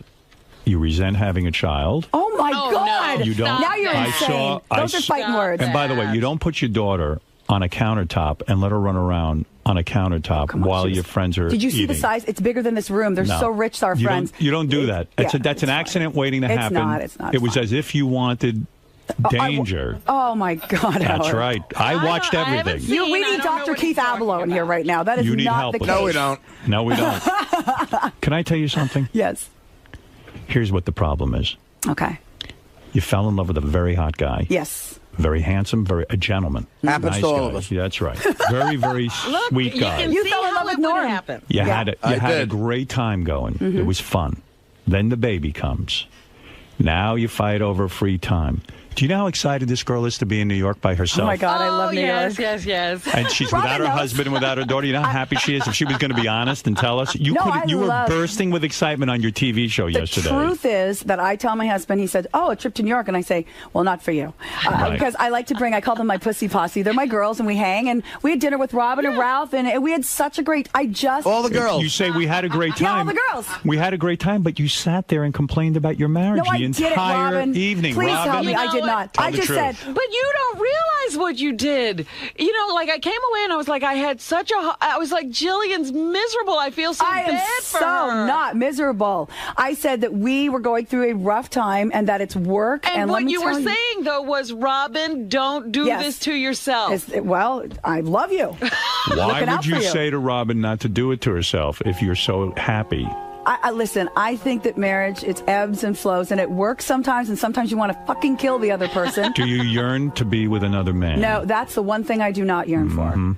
I mean, other than you. No, I'm kidding. I'm serious. I do Throw love a rock you. in this room, you'll hit someone she wants to bang. No. I mean, he's absolutely a beautiful man, and he's a good-hearted husband. He just has little hang-ups. All right, but how much and more? And so do I. How much more of the marriage can you take, honestly? Let's be honest. Let's really talk if you want to get down to it. You like honest radio. I do. I love honesty. How much more of this can you take? I'm not going anywhere. I love this man. I'm making it work. We'll see. Yeah. I don't think so. Yeah. Not based on what I saw on this show. Yeah, we've been married for 3 years, and let me tell you, at first, I'm not going to lie, we got married after 3 months. It was like a bliss. Oh, you're kidding. You only knew each other 3 months? No, we actually knew each other 5 years, but we dated and then knew, we knew. Why wouldn't you sign a prenup with this guy? You know your track record with men. You know that you're unhappy. I was married once before. I mean, what do you think marriage should be like? Don't you think it should be a little more harmonious and fun? I think it should be easy. Why don't you have a housekeeper? You make $1 million a year. It's clearly putting stress on the marriage. No, I do now. We do. You have a nanny? We just hired a girl 2 weeks ago. Our baby's almost 2. But I think that was one of the biggest strains on our marriage. We just hired because you want to be running around. He wants to be running around. I don't want to be running around. That's the problem. I'm a fucking homebody. I get off the air and I want to go and sit at home, Howard. You want to sit at home and attend to yourself. You're a narcissist, and that's not a bad thing. I want to be with my daughter. I want to hang out. He's more out there. He's young. He's 36. He likes getting on his bike and taking off, and I don't like that. I don't want to go anywhere. One of those guys. Yeah, I don't want to go anywhere. I don't want to talk to people. I want to go to my bat cave. I call it the bat cave. I get home from work. I don't want to know from anybody. Are you tanning a lot? What is going on? Just a spray tan. Oh, this is spray tan. Yeah, I don't looks do real good tan. on you. Thank you. I don't do real tans. Titties look amazing. Wow, thanks. They're fake, and they're real. right? Nope, That's real. Unbelievable how good they look. 100% real Canadian bacon. I should have banged you. Wow. I made a mistake there. I love that Angie Everhart came out and said that you were the best, but I knew that. I said, this guy is sensitive. He's going to be a wonderful lover. It's got to be. Please. You know what? I know that. I put out for a girl. I go crazy. Me too. You got to do that. He wants a good report. Listen, I live for those good reports. Believe me. She gave you, and so did Robin Givens. I mean, you really have you do. You know that. I'm good at it. You are. I'm and now good. Beth is so happy with you. Oh, my But you God. guys have your moments. I know that, No. yes, you do. Howard, don't lie. Absolutely We don't you do. have the pressure you and your husband have. What's the pressure that we have? You have the kid. You're making. It's very odd when the woman makes the money. It always becomes Is an it? issue. For the Of guy? course No, it is. Not for the woman. Why is it? You don't think that's odd for your husband that he has to go for you for his living? That he has to make. He can't support you. Not for me. That is old school. Yeah, but I'm that way too, man. I guess it's new school too. Well, I'm 41. let me say something. When you get married, it's a marital situation. The money that comes in is the money of the marriage. Oh, yeah? Absolutely. I don't look at it like that. Every woman fantasizes I that don't. there I was never a did. man who would take care Howard, of them. I never grew up fantasizing about a man taking care of me. I think because of the background that I had, because I was adopted and I kind of, I came out of the womb fighting, and I've always been a fighter. I've always been on my own. I've never had a man take care of me. And now that I've met and married these guys, I don't care that I'm paying. It means nothing to me. Your morning show. Yes. God, I love this music. Thank you, Fred. Your Where is morning Fred? show, right over there. Your morning show. Where? Right over there, behind you. Are you a fan of the show, Jillian? Jillian, your morning show. Yeah. Was syndicated for a while all around the country. What happened there? They fired my ass. Now, I heard you left. Yeah, that's what they told. They said, if you want us to pay out your contract, you will leave on Friday. We'll give you a week. I can't believe they gave me a week. I could have said anything during that week, but I didn't. And they said, just say that you're moving on to other things, and we'll pay out your contract. I see. So I did. I said, why did they fire you? I don't know. Was it determined that you were bad for the show? Well, when they fired me, ratings dropped 30% right away. So I don't know that I was bad, but I do think that they felt I was a little too... I don't know. That's weird. You know what? I'm speculating. They never said to me. They just said, we're moving in a different direction. See you later. How's the sex life with your husband? Is it good? Oh, my God. Really good? Because you told me years ago that you're pretty frigid, that you couldn't have an orgasm. There was a lot of problems. Well, I had a lot of hang-ups back then, yeah. I mean, because of the shit that I went through. You were abused. Correct. That's right. I remember the rocks were put in your vagina. Yes. It was very upsetting. Who did that to you again? I forget. Some horrible girl back in Canada. She was in the 8th grade. She was a nasty nightmare. How did she looked like a dude. She held you down and forced rocks into you. Yeah. And that obviously gave you problems in terms of what you wanted to do. That and other things. But, I got over it. I mean, How many rocks? How many rocks can you take? Does it take? Well, they were very small pebbles. Okay, I have a small vagina. Yes, they were very small pebbles. I just want to throw that out Do you there. feel she was a lesbian and she was attracted to you? I would imagine. But you don't have to be, I mean, it's one of those things that I got through, and now Do you have sex any is wonderful. sexual things where you like someone to hold you down and do things against your will? Absolutely. Do you think that's for my husband and I, and he's a Marine, so he's got tons of guns, so we used to have fun, like gunplay like that. Like what would he do, hold a gun to your head? Yes, one of our first encounters. Oh my God. Why, is that like really out there? One of your first encounters with your husband was he held a gun to your head. That sounds familiar. Right. Yeah, but I don't know if it was loaded. I said, don't even tell me. I don't care. Really? You know what we did? We were dating, and this is a true story. And I said to him, you could come to the house. I lived on my own, obviously, at the time, and come in the middle of the night and just, like, rape me. But just, we'll have some fun with it, you know? Right. And rape fantasy, yeah. Yeah. Right. And so he brought the gun, and that's what and he left. And he didn't even, we didn't even talk the whole time. So he worked it out where he broke into your house, kind of. Yeah. And did he wear a mask and all of that? No, we didn't go. No, I didn't have to wear the Gary Monkey mask. Did he throw you down and tie you up? Yes, essentially. He tied you up? Well, I don't know that he tied me up, but he certainly pinned me down. What, did you know he would break in that night? Yes. You knew that was planned? Yes. All yes, right. I did. And he walks in, and what does he do to you? Does he rip off your pajamas? Yeah. Oh, yeah. He It was the whole thing. Do you sleep in pajamas? It depends. It depends on what I sleep. You know, what I'm in the mood for. So he walks in. Yep. You're wearing something. Yes. He rips your clothing off. Correct. Does he scream at you and tell you, look, this is a robbery, get down? I don't think he went that far. He didn't say get down, but... He ripped off your clothes. Yeah. And you're yeah. totally nude. And you have no hair in your vagina because you laser None. it. God, yes. How do you know that? Did I tell you that last time? You did. You know what it was? I figured I made so much money at that time. I said, this is throwaway money. I might as well do it now because one day when I'm poor, I don't want to be hairy and poor. I'd rather be bald and poor. Does the laser vagina hair removal, did it work entirely? Oh, my God. Bald as an eagle, and it's been... And I did my underarms like 7 years ago, nothing. I don't believe it because I went for that. I went for it on the back of my arms, and it grew right back. Well, how many sessions did you go? Do you About have 5. You're supposed to do 6. Yeah, you do 6 because hair grows in cycles. 3 cycles. It's like a whole thing. I could be a fucking electrolysis. And you never got any more hair in your vagina? Nothing. You're totally bald down there. Yeah. There's nothing. If I looked right now, I'd see nothing. Yeah, nothing. And it's funny because some guys think that that's like pedophilia. I don't and they believe you. I think I should see it. I really don't believe it. I should touch it, see if it's smooth. Can I check if her tits are real? They're definitely. I said After I would do check her vagina, you can check her tits. Thank you, Howard. Tyra Banks did it, the mammogram to show that it's real. Yeah, they're real. Yeah, that was a great episode. What are you, are you a D cup? No, I'm a C. You are? Wow, Yeah. they look huge today. What do you got, a push-up bra on? I don't have a bra on. Wow. It's a halter thing. How firm are your breasts after a kid? After having a kid? Look at my that. husband, he always says they're very pretty natural boobies. They are. They How look are your nipples? Are they huge? tiny and brown. God, that's fantastic. Yeah, good for they're you. good. They're You're a pretty good. girl. Thank you. And so, let me understand something. Hello, Arthur. The guy, they're nice. the guy comes in. He breaks in. Yeah, the husband. Yeah, well, the husband. Now he's a boyfriend at the time. He breaks in. Yeah. And the fantasy is that he's going to take you against your will. And what does he do? Does he tie you up? Well, I think he just pinned me down. There was a lot of sex talk. There was no rope involved? No, but there was a gun. There was a gun A real involved. gun. I mean, this was like, I don't know what, it was like a 40, like one of those. And what does he do? He puts it to your head? Yeah, the back of my head. And that I was turned on you my on? front. Oh, yeah, it was great. Don't you think that that's a result of the girl putting the rocks in your vagina? No, God, no. Otherwise, I would have said, use a boulder on me. And when hit me in the back. Cold cock me with a boulder. So there's no foreplay. All right. He just shoves it. He shoves it right into you because he's raping you. Yeah. Yeah. It's, in other words, he doesn't try to get you off. He rapes you. Correct. Wow. And you're totally wet for this because that turns you on. He's so... My husband's a very sexy guy, so Right. yeah, that was a lot of fun. And let me tell you something. We got married 3 months after that. Yeah. Got pregnant 3 months after that. So there was not, it's like now, being a mom, it's not like we're running around with gunplay and, Did you stay in the role the whole time? Oh, yes. And then, He left and, well, I didn't call the cops. That would have been funny. That would have been really staying in the role.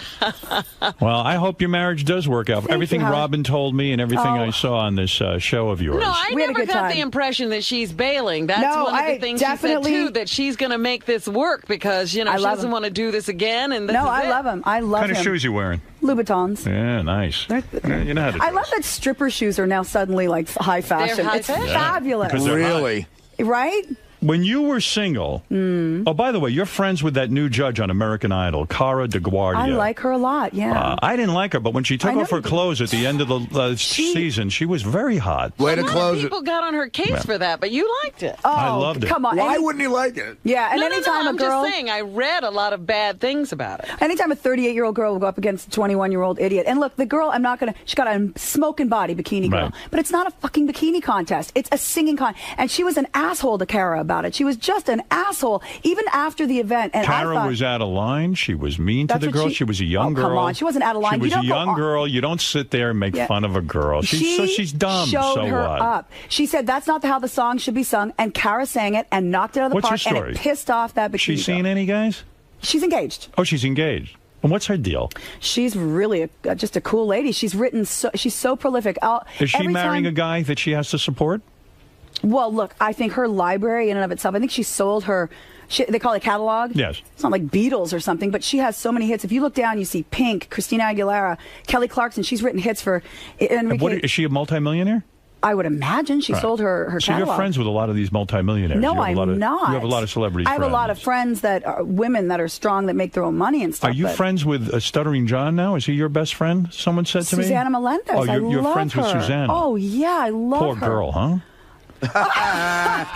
I love her. She's a terrific girl. She is one of life's true jewels, and she loves you, Artie. When I was at Howard's wedding, I said, I wanted to say hi to Artie because I loved your book and I promoted it in L.A. And she's good friends with Beth too. No, and thank you. She is, for of that, course. by the way. And so Artie walked by, but he was ready to do your speech, and I think he was nervous. But I take everything personally. I'm like, oh, Artie thinks I'm an asshole, and so I was like, hi, Artie, and he's like, hey, and he kept going, and I told Susanna, I obsessed about it for days. She's like, relax. Artie was probably uptight about making the speech. Of course, I was. I mean, it's Howard. He asked me to do it. I'm Julian. Kidding me? I bust balls. I love you, and Susanna is the greatest person ever. And that she Did loves you date David Spade after your divorce? Spade and I hung out for a little bit. Yeah.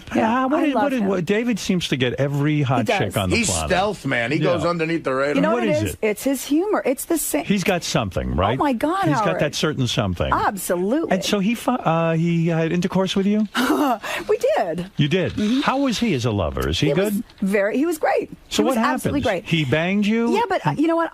For a while, I don't want to say I was like a guy, but I just wasn't into relationships. I was known as like the kissing bandit because I was so afraid of disease. Right. I would go out with guys and just make out. And then that would be it. Like Mark McGrath and I made out one night, and I was like, okay, I don't want to take it any further because he's probably been with a ton of girls. But if you're afraid of disease, why date Spade? Well, you know what? Because I love David as a friend. We were friends first. What kind of gun did he hold you? He didn't. See, that's why it didn't last. Right. And so, and then, who else did I make out with? Ryan Seacrest. I made out with him when he first moved. Really? Yeah, don't judge. You're way cooler than that. Don't judge. He was he's a handsome guy, He but had just moved to L.A. and we were friends. I took him.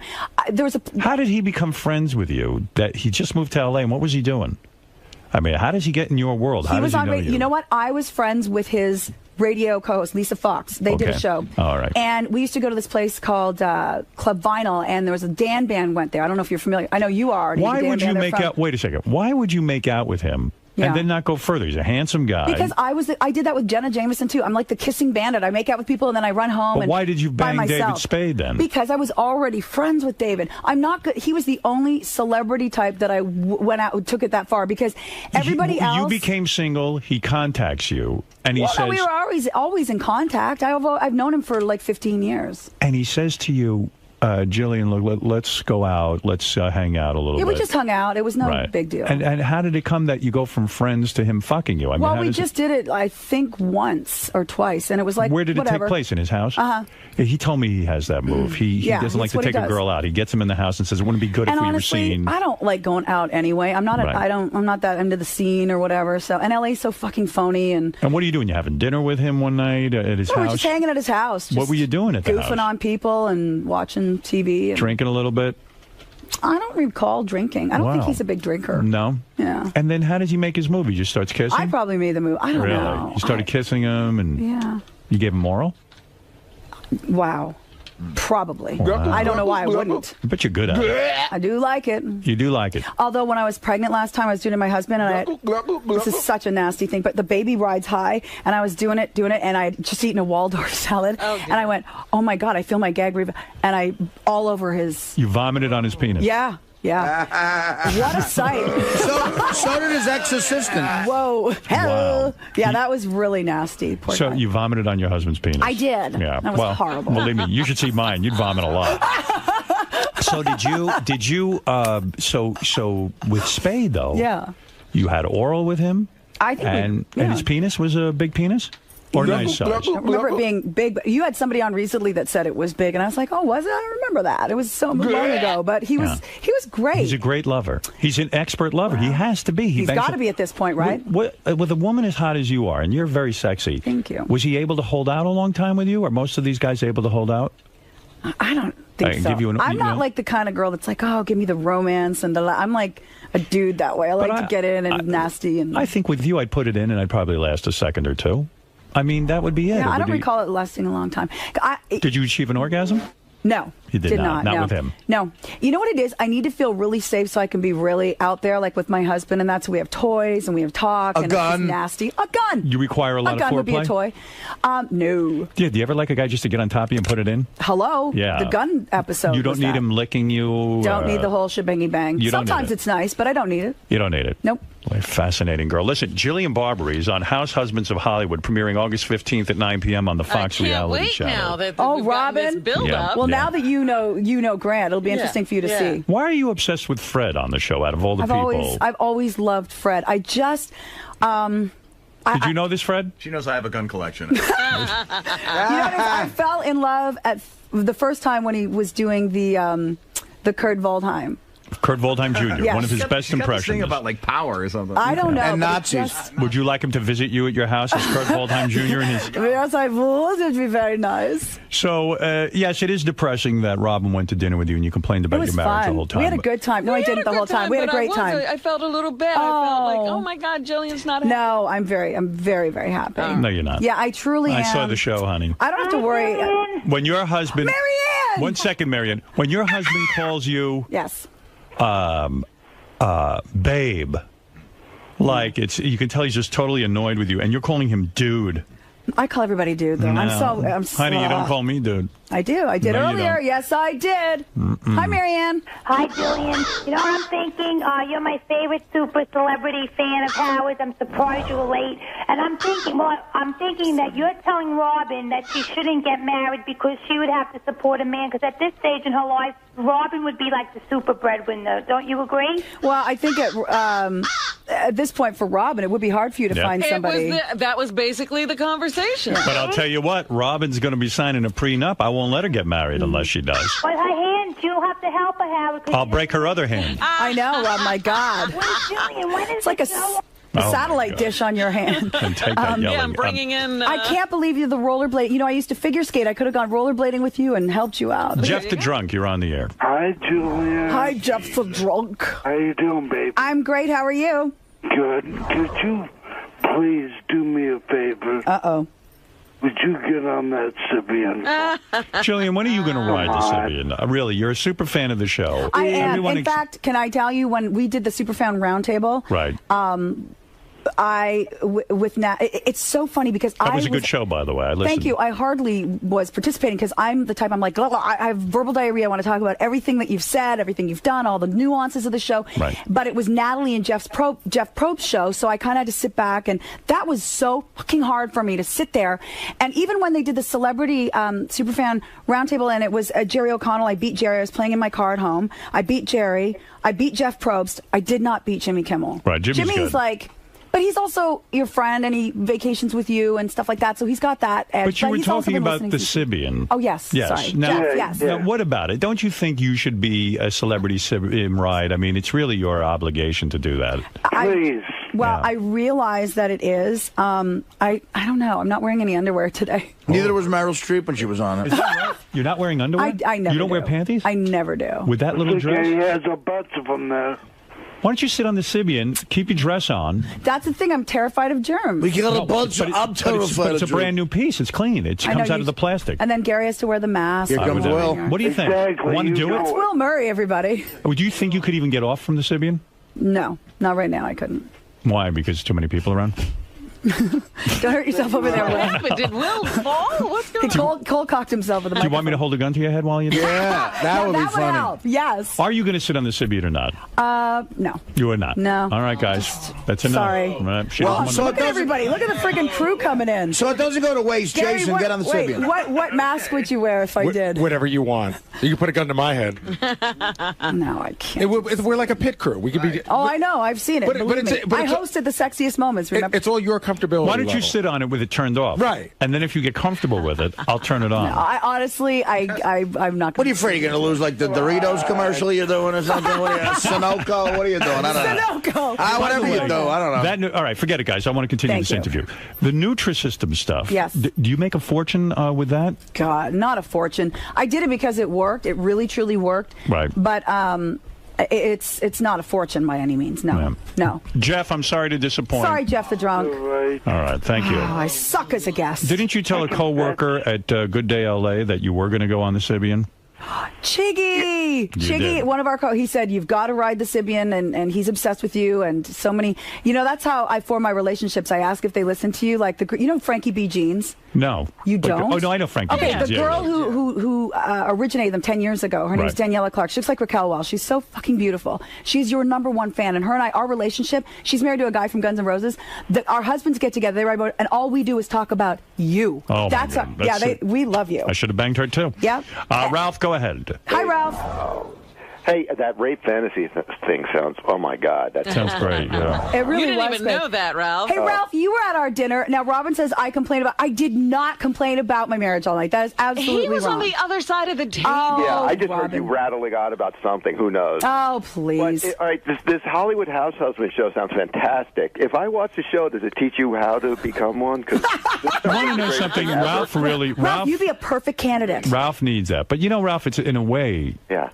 You got to be like a super hot guy, because what girl's going to pay for you? And I'm not saying you're not a handsome guy. You're a good-looking guy. He's got a nice body. Can I tell you, my ex-husband... Ralph's an ugly girl. My ex-husband was not gorgeous by but he was a any means. professional baseball But so player. what? I don't give a shit. Yes, you do. I do not. Yeah. Yes, you do. Howard's right. Come I married a former Marine sniper who's not working. So why? Because what does that say? he's also extremely handsome. Right, Marine, baseball player. You notice a theme? I like men in uniform. Chicks don't really care that much about that. You can get away with being like a little ugly like me. Especially if a girl makes her own money, she doesn't really care about it. Just believe me, it's just not even in my. I got asked out by guys, actors that came on the show, and This I didn't go out with them. is all bullshit. No. Gary Bob, Coleman? go ahead. You want a man to take care of you. Bob, go ahead. You're on the air. I don't need it. Sure I don't you do. care. I don't. Well, you think that job's going to last forever? You don't know that. Please, it's been 15 years. I'm not going anywhere. I mean, you're terrific, but, I don't know. Me neither. I don't know. Look at Dorothy Lucy. She's 10 years older. She's still going. What They does got she to get care? rid of her. Do you hate Dorothy her? Lucy is 60. She doesn't like me. She doesn't like you, and No. you don't like her. I love Steve. Steve and I are. For those of you who don't know, Jillian works with this Dorothy Lucy. And it's very obvious. And that it's she doesn't obvious when like I've you. seen the show that you hate her and she hates you. You can't stand each other. We don't like each other. And in We're the same not each way, other's cup of tea. And in the same way I watched you and your husband on this TV show, you don't like each other. You just can don't. tell this about them too. Robin, watch the show. Jillian doesn't seen like her that husband. chemistry. Fascinating. And her husband isn't choked up with her. It's very mutual. stop And they're it. both very nice people. I don't mean to disparage, but the fact of the matter is, Jillian is in crisis mode right now. And you'll see it. I'm getting depressed again. I'm not going to lie. We are definitely working on things. Bob, you're on the air. Go ahead. Hey, good morning, everyone. Jillian, welcome to the show. Thank you. I was just wondering if you give up the ass. Yeah, of course. You do anal? Yes. Oh, I didn't know that. Oh, my goodness. Beautiful. Do you like it? With that noise in the background. Is it a struggle for you? It's a struggle. Is it something you'll go to once a week? Once a week? Yeah. Really? Yeah? Well, like you know, Robin, with the coffee colonics, it's the same sort of thing. I really At wanna- least I get off on this. I really want to explore this with you. Yeah. About anal. Yes. How old were you when you first tried anal? 23. All right. And at first, were you annoyed by it and not like it? And Actually, I just lied to you. The first time I tried it, I was 17. 17. Yeah. with a boyfriend. You were curious about it? Yeah. How did you know even about it? Hated it the first time. Horrible. I watched I worked in a video store when I was 16, and I watched a ton of porn, became a little obsessed with porn. And so I think in my own deviant mind, I saw things that most 16-year-old girls weren't watching at that time. And so it kind of upped the ante for me. And so, yes, I remember wanting my boyfriend to try it and hating it at that time, and didn't do it again until I was 23. Because it was painful? Oh, my gosh. Was there an embarrassment with duty? No, there was nothing like that. It was just really, really painful. But by the time I was 23, I was just more into the experimenting and just letting myself go, lying on my stomach and letting it happen and just enjoying it. Also, you know, did guys ask you for it? Did they ask? Or did you just grab their penises and stick it in there? I didn't do it to a lot. I didn't allow a lot of guys to do that. But I was into the experimenting part of it. I mean, So I have a very specific question about it. You're there, you're making love to a guy. Yeah. Was there a time when a guy would be behind you, he was in you vaginally, and then suddenly you would just pull his penis out and stick it in your ass? Yes. There was. And you came to love this act. To the point now, even in your marriage, once a week, you'll go back there. For sure. I would definitely, whenever he wants to. Wow. Absolutely. And you enjoy it. And he likes it too. Yeah. Do you need lubrication back there, or you don't? You are no, like spit or something. Spit. Sometimes. Boy, you're wilder than I thought. I thought you were uptight because I thought that you were always like non-orgasmic. I definitely went through a time where I couldn't orgasm, except I think I told you the story when I was experimenting with the girls in Florida. I had 2 girls that I slept with in Florida. Yeah. And then it was easy. Those were the first time that I had orgasms. That's when you were a weather girl in Florida? And there was a girl that I used to work with. She was a former model who lived in Canada, and I worked with her up there. She came to visit me in Miami. And Miami's it was like the early 90s when Madonna had just moved in. And it was like this sexy, and the nightclubs were opening every 5 minutes. And you know, you go to dinner at 10 o'clock and you dance till 3 a.m. And it was just debauchery. And it was so much fun. And I was 24. And so we ended up sleeping together, and it was amazing. Well, how did that happen? You went out to party together? We went out to party, and we went to... the 2 of you are quite beautiful, so they probably created a lot of She was a German model that got into TV afterwards. Did you guys dance with each other at the club? Dance. We made out. Like, nobody cared in Miami. We were making out. There were people... I mean, but they would probably say, hey, there's the local weather girl making out they with... They could care less. They didn't care so many Miami. gay clubs and stuff. And then we would go... I took her to a strip joint, this Solid Gold that we used to go to, and the girls were really hot. And so I got back home, and she ended up seducing me. Then I told... How did she seduce you? It was just sort of like we were buzzed and it happened. That wasn't the best girl story, but the better one was when I went back to work and I told this co-anchor that I worked with. She was this hot Hispanic, and I told her, she goes, oh, I liked your girlfriend, the German from Canada. And I said, yeah, apparently I liked her a little too much too, because we ended up sleeping together. She's like, tell me all about it. So I tell her about it, thinking I'm telling a friend. She, in her mind, starts setting a scenario, takes me out to dinner a week later, totally seduces me, like the candles, like a guy would do. She took you out to dinner in a restaurant. Yeah. We made out in the bathroom. Like, I went to the bathroom, and then I came out, and she was standing there, and she just grabbed me and pinned me against the wall and started kissing me. Oh, that must have been so incredibly hot. It was awesome. She was probably like hot like you. She's this beautiful Latin girl, and so she was wearing a jumpsuit, and I just remember unzipping it, and we went to Where? town. At your house? Bathroom. In the bathroom, you got it on with her? Yeah, in Miami. So she pushed you against the wall, kissed you. Yeah, and then you just unzipped her standing there at the restaurant. Yeah, she was wearing the sexy black jumpsuit. I unzipped What was it. under the jumpsuit? Nothing. Zero. And then we went back we were like, let's get out of here. And we were all over each other in the car. We got back home. And then we had the greatest night. What'd you do? Everything. She went down on you. Oh, please. And you went down on her? Yeah. Oh, my God. We did it. Because I was 25 now. That's a good question. I don't think I went that far. Why wouldn't you go there again? Why only one time? Well, twice, actually. With her? Yeah. And then, so I was 24. Did you start to think you were gay? No, I always knew I loved men. Like, I knew in the back of my mind, this is fun, but this is definitely not permanent. And then I didn't make out with a girl again until Jenna Jameson, like 4 years ago. And it was full on making out. With Jenna? Yeah.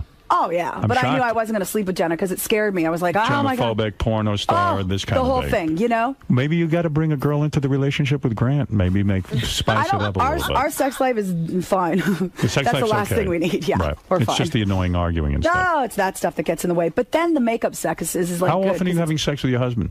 Honestly. A lot. Really? A lot. Every night of the week? Dude, we have sex a lot. Well, all right. That's even good. when we're pissy. Because I'm one of those girls that even if I'm mad, I can still fuck you. Like, right. He and I are definitely even though you can't stand him that night, you can fuck him. Sometimes it makes it better. Wow. Wow. Now, do you sometimes think, Howard, that maybe you're not willing to have these extremes of emotion? Yes. Go I know on that. And that's a great I don't point. fight with Beth, and Beth doesn't fight with me. But wait a minute. We I live never very harmoniously. Howard, my first husband, we lived 7 years together. We never had one fight until I served in divorce papers. I was like, this is fucking ridiculous. I don't feel a lot of highs or lows. I just feel a lot of nothing. I feel a lot of highs with her. Yeah, well, you guys are complete newlyweds. We're doing well. She's an angel, too. She is. You got yourself an angel. And She's a good girl. And she wants to please you, and I want to please my husband. The difference is, like, I'm no different than Beth. The only difference is, and this is where it comes, that stuff that you're talking about, I think women and men, fundamentally, men want to go and hunt and gather, and women, but now I'm in the role of doing the hunting gather. But then I come home and I still want to please. So it's like this weird, and we're the ones that get pregnant and give birth and all this. And so I think there's been... You feel like you're doing everything. Sometimes women do. But my husband is with the baby. I mean, I have no guilt. He's with her right now. No, he's a good an guy. Amazing father. Rick, last question for Jillian Barbary, who's on House Husbands of Hollywood, premiering August 15th at 9 p.m. on the Fox Reality Channel. She's telling you it all. She's so honest in this TV show. The TV show is great because of Jillian and her husband. Well, thank you. The other couples, they might as well just cut down and cut out of the show. That's not true. They're complete fucking bores. Period. End of sentence. But I will tell you... Do you think it's because you know Jillian and Grant? No, because the editors know it too, because the show is 87% Jillian and her husband. But I will tell you that... it's you, too. I told them I would not go back for another season because it was exhausting for me. Whatever it is, they should pay you a bunch of dough and get rid of those other couples and just keep the camera on you guys. I do like the Lisa Billy storylines. He's a former Dodger, and she's a makeup... They've got a great storyline. Oh, please. They're not. No. I don't care about them. I care about you. Lisa's here? Yeah. Oh, yeah. Those are your Yenta friends. You get to meet Jillian's Yenta friends. They might as well call it the Jillian Barbary Show with her friends. This might be a hot chick who did my makeup once at Fox. Yes, it is. It is? It is. She works with Joe Buck, and she's beautiful. The show is called House Husbands of Hollywood. It premieres August 15th at 9 p.m. on the Fox Reality Channel. You want me to say hi to your friend? Would that make your day or not? Would you rather just have all the attention on you? Oh, no. Are you kidding? I don't care. Bring her in. I'm dying to see her. This was like 12 years ago. A smoking hot chick did my makeup for some Fox thing I did for Mad TV. And she said she was married to a Dodger. That's her. Well, she could come say hello. And then I want to let the audience have a couple more questions with you, Jillian, and I'll let you out of here. What else are you doing while you're here in what, show-wise? Yeah, what are you doing? Just the Hannity show. Hannity and... it's not Hannity and Combs. It's just Hannity, so they need me on there to kind of... Yeah, I recognize her from the TV show. How you doing, baby? That's her. You're the one with the skincare line? You're trying to launch a skincare line? Yeah, I saw that. You're a nice girl. How are you? Good, how are you? Good. How are you, honey? So you excited to be on TV? No. Yeah, she could care less. Lying. No. She's the opposite. You love it. I like being on the other side of the camera. Yeah. And you, too. You married a guy. You got to support him, right? Yeah, but it was a little different. Billy played baseball, and he did very well at first, and we just have... He was a good player. He played left field, right? God, Artie would know. So he made a bunch of dough, right? Your husband? Did. Yeah. Yes. And so he, in other words, he is a breadwinner in a sense. He was. He was. Yes. And now you're winning the bread. Okay. Yes. All right, I got it. Well, listen, congratulations on the show. Lisa would love to ride the Sibian, by the way. Get on. Hop on, baby. Howard, could you imagine me back in '96? It was some Fox event. We had to do promos, so they had to get a makeup person. And I'm coked up and 27 and geeky looking. And she comes in to do my makeup, and I start trying to hit on her like a jackass. You didn't go for Artie? You didn't want him at all? Well, Artie, by the way, I think it was Beer League. It was Artie weekend on Comedy Central, and they showed you it's so many movies, and how great you look great. They did Dirty Work and Beer League. Dirty Work, I love that movie. But so I say, are you... Are you single? And she says, no. I say, what's he do? He's on the Dodgers. Yeah. So I'm like, okay, well. Hard to compete with that. And I knew who the guy was. He's a big guy. Oh, my God. Let's go to Rick in Pittsburgh, Pennsylvania. What do you want to say to Jillian Barbary on House Husbands of Hollywood? Thanks, Howard. Jillian, I suspect that you and your husband are probably into spanking. Would you say you do it more for fun, for foreplay, or for occasional discipline? Sounds like you almost like to be roughed up in bed, right? Well, yes. There's no doubt about that, Howard. And I'm sure if Dr. Keith Abelo were here, he'd say the reason. How hard does he hit you? Not very hard. Sometimes I ask for it. Sometimes you ask for it. You say, hit me? What is he when he's doing you from behind? It's nasty. It's hair pulling and smacking. Lisa would hate. Oh my God, the stories I used to tell her. She'd go, oh no, I want to be romanced. What are the reasons for it? What is it? I don't know. That gives you an orgasm. When Sometimes she doesn't listen. Yeah, and I'm asking for it. When you spank, does it give you an orgasm? Well, the spanking action doesn't, but everything that goes along with it. I see. The whole scenario. I can. You like being humiliated? Did your father spank you? Humiliated? I don't know about that. Did your father used to spank you, pull your pants down and spank you? Oh, my father's a saint. My father, Big Jim, the man who raised me. Do you ever call granddaddy? Do you ever say daddy spank me? No, I have no daddy issues whatsoever. My father, the one who adopted me, is a saint. You ever call him Artie? Lisa. I'm not into the choking thing, though. Lisa, yeah, we are. I want you to be honest. She's a choking girl. Oh, you too. like to be choked? Well, the whole thing we're into. It's not like What did you think of David Carradine? Did you know they found him in women's clothing? No, they found him naked. His body was not naked. He was wearing women's stockings, high heels, and a wig. Are you fucking kidding? See, I know David and his family. Yes, I know David his wife. Too. I didn't know them so like what that. do you think? I'm very. I know I know he had his demons and his issues, but I am. I think he was into. I think he probably was into pretending he was a woman.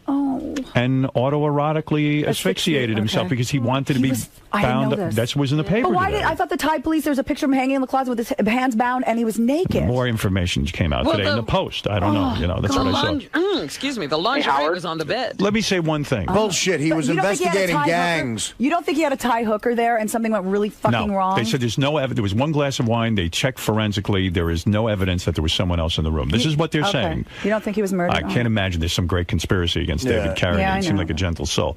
Lisa, I watched the show. Yes. And I want you to be honest. I know you're friends with Jillian, but if you can be honest, be honest with us. I believe her marriage is doomed. Did you hear him? I would suspect after that, where you had that dinner party scenario, I think you went home with your husband and said, I think Jillian and Grant are in big trouble. Why don't you be honest? We knew that night that we saw it happening, so we wanted to get out of there really fast. They did. They went and had cocktails at a bar. Yeah. Do you know, I had a, I don't want to say who they are, but I have known couples. They're called the arguing couple. And there are couples who have no shame. Everybody has like a group of friends, and there's one couple that always argues. All right, it was me and Dana. I got to tell you something. There are couples, and I've gone to dinner with them, where they get together and they fight viciously in front of other couples. And they think, I don't know what they're thinking. And this is you, Jillian, and your husband. But we've never done that. This is the only time you saw us fight like that, right, Lisa? I'm going to tell you something. Lisa. But but you guys are comfortable doing it, where it makes, like, I'm uncomfortable with it. My husband and I don't do that. We don't fight like that. Lisa, I noticed that your husband even said, gee, what was that? They had people to their home, and they sat there and fight, and like, what are they looking for? And it's clearly there's a huge disturbance in the relationship. And the people around them really don't know what to do. And Jillian, you know what? Wait till people go home and then fight with your husband.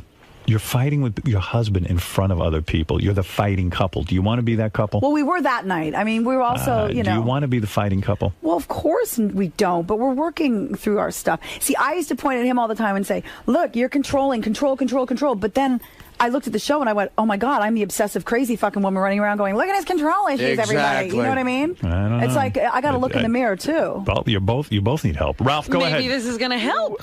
You should have banged Jillian. I think it was like one of the first times we went to L.A., maybe the Mark and Brian. Oh, my God. Yes, it was like in front of the...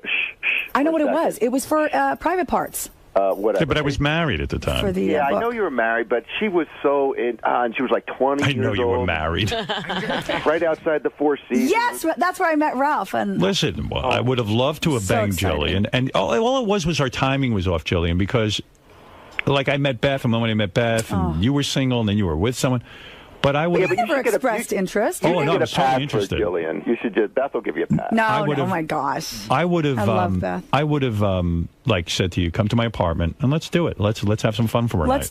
What's doing? Yeah, let's do it. And that's the way I should have done it, but didn't work out timing-wise. That's all. But see, you would never want a woman like me. You want a woman. You would never. I mean, I'm wrong. No, I'm absolutely right. Why wouldn't I'm too vocal. I work. I talk. I'm fucking. You What's don't wrong care with about talking? You don't like that. You don't like that. You want. You like Beth talks. She's way too chatty. I'm way too chatty. Nothing wrong with a little talking. But she's not easygoing. I'm not talking about marrying I'm easygoing, but the problem is... I'm not talking about marrying you. I'm talking about fucking. Okay. Well, but I'm saying a lot of men that are powerful like you end up with women that are there for them. They don't want a woman who's a high-powered attorney who's never going to be home. They want a wonderful woman at home. I like the idea. Yeah. Of a high-powered woman. Yeah, but the reality of it... Every time you turn around, you're complaining that Beth's not there if she's doing something. Exactly, I said Howard. I like the idea of it. That's all. All right, listen. Although you and I do have the same hours, it would be great. But I'm a little turned on that you're not wearing underwear. I like that. I never do. I can't believe she won't hop on that Sybian for a second or two. Get on there. What's the matter with you? You're a huge fan of the show. I am a huge fan of the show. People are clamoring for this. You know it'd be great for You were in show. Playboy, weren't you? No, they offered for. You know what's so funny? I used to look at people and go, "Oh, there's no way." Pamela Anderson said, "You've got to do Playboy. What are you thinking? Don't be a moron. Do I'm Playboy." looking at the boobs. They look amazing. And today. I said no for 4 years, and then they stopped asking. How's your ass holding up? Everything's fine. It's great. Yeah, huh? Well, I was upset. I hated. Do they airbrush those bikini They're pictures not of you? allowed. Are you kidding? Because that's false Nutrisystem? advertisement. So You look legally, they can't do anything. But you know what? I was a bad fat person. And I just decided that I didn't want to have that extra weight on me. As soon as I had the baby, I was breastfeeding, and I just decided this is just not comfortable. What's Billy your best trained feature? me. Her husband. What's your best feature? Would you say my boobs? Have you seen her boobs? Oh, please. Do This they look morning. good? Tan them. You tan them. you rub them? Whatever needs to be done. Ah. Jillian Hey, got now. nice nipples too. I do. How do you know, Ralph? Yeah, how do you know, Ralph? I've heard. Girls talk, Robin. Ralph, did we have fun that night? It was so much fun. I did. I heard Robin didn't, but I Listen, you know what I heard Robin say on the radio? Oh, I don't know. I went home at midnight. That's interesting. I got pictures of Robin at 2 a.m. fucking dancing in the window of the Four Seasons. I'm like, What were you evidence. outside the window? You were sleeping. Well, that's true. I did pass Well, out, but you I know, rallied again, Robin. I rallied. I must tell you, I'd love to reminisce. But, I'm sorry. That's right. He wasn't there. Now, let me tell you something. I do recommend, I give the show a big thumbs up to you and your husband. Wow, that's huge. Thank you. Lisa, it's a hit show for me. See Jillian Barbary on House Husbands of Hollywood. It's huge. Huge. Premiering August 15th at 9 p.m. Thank you. on the Fox Thank you. Reality Channel. Thank you, Howard. And I'm proud of you. You're I doing love well. you. I love you too. I love you. Very, very much. And can I say more than you'll know? There's a big writer right now. He's got a show out on Anthony Kiedis, who's your #1 fan, and Mike Benson would kill Red me if Hot I Chili didn't. Peppers, Anthony Yeah. Kiedis, yes. Yeah. Anyway, Mike Benson is his name, and he writes on that show, and he loves you, and I wanted to say hi on the All show right. for him. Any other shout-outs? No, that's it. Sorry, I already fell asleep. Did you fall asleep during the shout-outs? I'm done. What else do you and your husband talk about? And by the way, before you leave, let Artie check your breasts to see if they're real. Absolutely. And I'm going All to right. check your vagina for hair. Just wear some rubber gloves. That's I'll be all I right ask. over there. And, All right. and carry a gun. Good luck with the show, and we'll be back right after these words. Jillian. Hi. Very candid in there. Well, what else can I be? I don't have a choice. I have verbal diarrhea. It's like, bleh! It just comes out of me. You're normally that revealing for everyone as far as like your sexuality and preferences. Nobody asks anything, so of course, when Howard asks, I'm going to be honest. Right. And he doesn't seem to trust that your marriage is healthy and steady. I don't want him to worry. We're fine. Everything is fine. Yes. And the other question, the boobs, they're real. Yeah. Right? Because they move a lot. They do. They have a life of their own.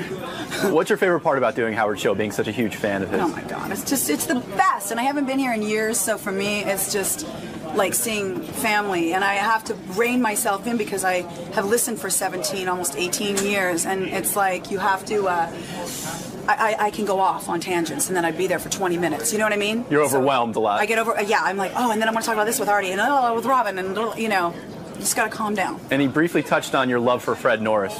I do love Fred. What is I love it about he's kind of him? quiet, but then when he drops in the funny lines, he's always kind of subtle about it. And I love that about him. A very smart humor from Fred a lot of He's the time. genius too. I mean, nobody can fuck with Fred. You can't win Fred's money. You can't. Don't even try. So I think that there's that aspect. He's really sexy because he's so smart. All right. Well, thanks for stopping by, Jillian. It was good to see you. Love you guys. Sal, Richard, hey, what's up? Very nice It's so to great meet to meet you. you. Mwah. You I'm a look beautiful. big fan. Good to see you Hey, again. Richard, you shaved your head. It looks I good. did, thank What's you. up, Chrome Dome? Yeah, it's Better my aerodynamics nice summer look, yeah. For the phony phone call so that you can be like, It slides right off my ear. you guys rock. Oh, thank You're you. so fucking brilliant. I love your calls. I just did like my favorite moments, and a lot of them were you guys. Oh, thank you. Yeah. Thanks so much. I mean, the scooter being shot at, and then the Casey Kasem countdown to top 10 Oh, yeah, Chinese restaurant. restaurants, King. yeah. Genius. JG. Sorry. What is this? Wait, what is this? A tour? What is this? It's a tour. Like on camera? What, are they Well, following you around? It's behind the scenes. They're your people, dude. I don't know. Don't yell at With me. David Height following you around too, and Doug and everybody. Wow, Everybody. didn't I know. got a posse, dude. Obviously. Yeah. I thought you'd be more excited to see me after the wedding. You just don't want to get slapped again. No, that, yeah. Okay. That too. So this is your cubby hole. Yes. All right. It's a little messy right now, but It's not bad. It's okay. It's okay. Yep. I have a little more privacy, but that's all right. This is the best of the wrap-up show. A recap and behind-the-scenes look with John High and Gary Dell'Abate. The best of the wrap-up show begins now. Hey, it's Gary Dell'Abate, Baba Booey. On Monday's wrap-up show, we had Artie in, and we started having a discussion about how Dan the Songbird Man hasn't paid him back the $6,500 that he's owed him for like 2 years. And then Ralph called in, and Ralph was all about like, man, just let it roll up your back. What are you getting so upset about? I don't think Ralph was getting it. You know, I know that if somebody owed Ralph $6,500, he'd be really pissed. But anyway, there's a lot of discussion going on. Here's how it all went. Ralph Sorella, you're on the wrap-up show. Artie, I don't understand why. I mean, I can understand you're upset with Dan, just like I understand that you're upset, but you keep lending money out expecting a different result from various people. So you should really be putting this money out there without the expectation of getting it back. Well, hold on a second, Ralph. Hold on. Artie, but can I finish? Hold on, but have you lent money to other people I don't and gotten it back? Oh, no, I'm talking to Artie. Stop for a second. Ralph, it's not about you for 3 seconds. Artie, have you lent money to other people in the last 5 years and gotten it back? About 85% of the people I've loaned money to have given it back to me. Right. Absolutely. But do you think Dan doesn't want to pay this money back and he feels bad about it? You know, no. That's not what I said. That's not what I said. I think Dan does feel bad about it, but it's just a little aggravating when a guy seems to be relaxing on a weekday afternoon at a screening he's getting for free with one of the biggest stars in the world because he works for him, instead of maybe, I don't know, doing anything to scrape it up. It's just, I'm being honest with you, Ralph. It's right, but one doesn't preclude the other. Just because he did a screening doesn't mean that he, should he just sit in his house and Ralph, if it were your not leave? Ralph, if it were your money, hold on a second. If it were your money, that somebody owed you, you'd probably have a similar feeling. That's not the point. But no, but it is the point. No, it's a big point. What I'm wondering is, why do you even let it get to you that you're letting this upset you? And it's how much is it, by the way? $6,500. Okay, it's not a drop in a bucket, but I mean, and I'm not counting your money or how you spend it. I understand, but I'm just saying on a psychological level, why do you even let it get to you? Just, you know what? Fuck it. What am I going to do about it? It's all right, Dr. Freud. Well, listen, I didn't grow up with a lot of money, Ralph, and I don't think you did either. You seem to come from a good family, a good mom. Your sister seems like a classy person.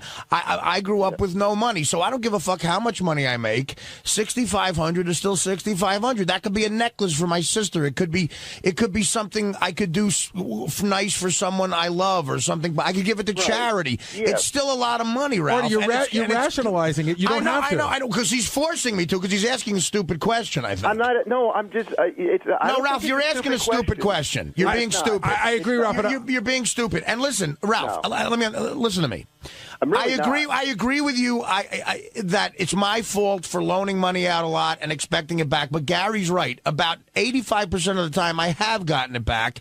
And Dan was a friend of mine, and I thought that might happen too. It was a mistake. I'm a human being. You're right. I shouldn't let it get to me, but it is right now. And I'm being honest about it on the radio. That's all I'm saying. You're entitled to your opinion. It came up today, and I said, you know what, Howard? I want to say something because it's something that's been on the air. I'm a little mad right now. And I'm not attacking you, and I'm not saying that you're wrong. I'm just saying maybe there's another way to look at it. Like, you know what? Let me just let this go. But Ralph, you're a better human being than I am, Ralph, because it's hard to let it go, brother. And Ralph, I don't think you're being completely honest. You're being a little hypocritical because a lot of times you'll call here and you'll say, listen, the great thing about Howard is no matter how much money he has, he still values money. Sure. You'll say that all the time. Right. So why should Artie not value the money he's owed? You're missing the point of it. Maybe I'm just not making it clear. I'm not saying that $6,500 is nothing. That's a shitload of money to anybody, I think. To Bill Gates, I think $6,500 is a lot. And it should be, because it could feed 18 kids tonight steak dinners. Right, you know? but this guy, Dan, is like, he's not a jerk-off, I don't think. And neither do I. And he's obviously having trouble paying it back, and you're getting upset with yourself and him. And it's like you don't need to, that's 65. You're not getting kicked out of your house, Ralph. You're not getting it, man. You're not getting it. It doesn't matter if I'm getting kicked out of my house, man. You're not getting it. You're saying you're not counting Artie's money, but you just counted it. Yeah, Ralph. The fact that he's not getting kicked, it's completely irrelevant. It's just money. No, it's just money. But it's not just the value of money. It's a friend treating you kind of shitty.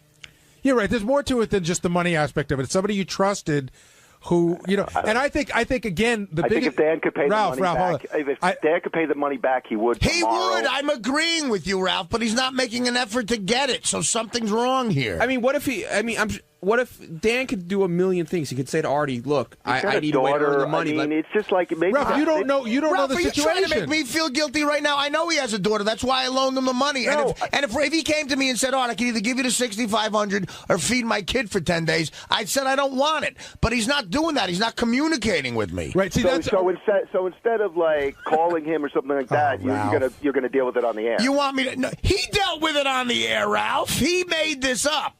And Howard harps on it because it's funny and interesting. Every time he sees Dan at a screening, Howard makes a joke about it. So get on Howard for talking about it on the air. But didn't you bring it up today and say I'm upset with Dan? No, Dan came up, and I thought, and I am, and because it's been brought up on the air, I brought it up. All right. Ralph, only you could make Artie feel like the villain in this. I'm not. You're twisting it. But you're saying just forget it. I'm sure he'd pay it back if he could. But there's more to it than just actual money as well. And Benji started to touch on that a little bit. No, hold on. Let me finish now. Hold on. Let me finish. You're trying to make me the villain for saying, "Hey, look at it." So you are the villain because you're talking like a jerk off right now. I want to make my point, and I have the luck of not having to listen to Ralph while I want to make the point. It's not only dollars and cents you're dealing with here. Benji sort of touched upon it. It's a friendship. It's a person that you trusted that said they were going to do something that they didn't, and it's a lack of communication. And I think that's Artie's biggest issue. In other words, if I were in the same position and somebody came to me and said, listen, man, I know I owe you that money. Times have been rough. I lost my job. Just a little communication. But Artie doesn't get any communication. He just goes to a screening and sees a guy sitting there, and then your mind just makes up the rest. Look, Dan used to call me a few times a day. You know what I mean? And this goes back to the Chaz Palminteri Bronx Tale thing. He says that jerk-off's out of your life for $20. He owes you $20, but he's going to avoid you forever. It's different with me and Dan because I do want to see the kid. I like the kid. I hope his daughter's fine. So tell me, look, Art, I just can't. Every once in a while, call me up and say, I ain't got it, man. I'm sorry, brother. And everything's fine. And I know he's embarrassed. I'm sure it's one of the reasons he's probably embarrassed. But still, those are the parts of life where you got to man up and bite the bullet. Right. Well, you're absolutely right about that. I mean, he should be communicating or saying something or letting you know. Or I don't disagree with that. All I was just trying to say, and like I said, I'm not sure I'm making clear. It's just like you're letting it really get to you, and you're upsetting yourself. Like you're making yourself miserable over it. Right. Maybe I'm overstating it, but you know what I mean. Like I would be like, well, fuck it. Well, I'm gonna get my. You got enough to worry about. Ralph, you're right, but you know what? It doesn't consume me 24 hours a day. Today at 6:02 when we started, it got to me, and I brought it up. And I would never have brought that up on the air if Dan didn't, and Howard didn't keep bringing it up. And that's it. I'm classier than to loan people money and then to bring it up on the air. He brought it up. He brought it up. And, this other guy who owes me the money, who I won't talk about because I would never do that, he's not a friend of mine. I don't know him. I still don't know why you lent that guy money. Because he told me he was going to get killed by a loan shark or something, and he was going to get evicted from his house. And look, people know I'm a soft touch. I gave the guy $4,000, and you know what? He's not a friend of mine, and I don't care if I ever see him again. But Dan is, and I do care. That's the problem. Dude, that's the problem too. It's like people know that you give out money, and it's like I know, but and look, the Bank of Hoboken. To my family, exactly. What do they call you? The Bank of Hoboken. That was very funny. But to my family's credit, no one in my family has ever asked me for money. I got cousins who work their ass off climbing roofs, carpenters. I come from a classy family, thank God. It's no one in my family. They're happy for me, and I love seeing them. But I got a couple. Look, I went to a high school, had a few dirtbags in it, and people. And they seem to find her. People are lingering around. Why do you think I'm not on Facebook? Hey, have you been able to say no to anyone? You'd be bankrupt if you were on Facebook. That's a good question. Have you said no to anyone? Like, what's the best story you said no to? From the guy who couldn't say no to Scott the engineer. Oh, right. Like from a high school That's friend. true, right? You know what, Benji? I don't think I've ever said no to someone who's asked me to loan them money. And because no one's ever asked me to loan them $1 million, but people have always asked me to loan them money that's affordable to me. Technically, with Dan, I did because Dan wanted $15,000. I gave him $7,500, and then he came back and said, "Forget about it." Can I tell you something? This is really terrible. We were going to do sort of a practical joke. It came up on the air. I came up in one of the meetings one time. You were lending people money. We were like, Artie's such a soft touch. He's such a good guy. we were going to do a hidden camera. Yeah. Where I was, but this I felt so bad about. Where I was going to come out to George Takei and he was going to ask me for money. No. where I was going to go in and see like maybe tell you like one of my kids was sick and see how much I could get out of you. And I said that's just a terrible thing. Like, could I? But you would have given me money. And let me tell you something. If you told me one of your kids was sick, I would have given you $400,000. I know that. I know, and that's what we sort of know that there was no. That would have been. And who, I couldn't do that with my kids. There's no God, but God forbid. I have to say that, like my grandmother. Your kid. Hopefully, your kid doesn't get. Well, the other thing is, if I was coming to Artie for money, I would think like, all right, what's the number that would, he would pay, but it wouldn't be ridiculous. Like Dan overreached with 15. It's like Deal or No Deal. And Ralph makes a good living, but I'm sure that, and to Ralph's credit, he's never asked me for any money. You know what I mean? It's like I've never borrowed money from anybody. Right. I mean, and that's the thing about Ralph. Like, he does have that principle about him because he was raised right, I think. But and I think Dan was raised right too. But he was just desperate. It was his kid, And I'm not trying to fuck with him. But I said something today spontaneously, and maybe I shouldn't have. But it was on the air already. It's more like Price is Right. Like, how high do you bid? At what point do you turn Artie off? That would be the gag to pull on you. Will Artie lend this woman from Ohio with the gout $25,000? I'm going to say lower. Higher. Hey, what's up? This is Will, and on Tuesday's wrap-up show, we talked about the great game Bang My Dad, where Matt, a very lucky father, won a great date with a mother-daughter porn team from the Bunny Ranch. This guy is a lucky dude. Check it out.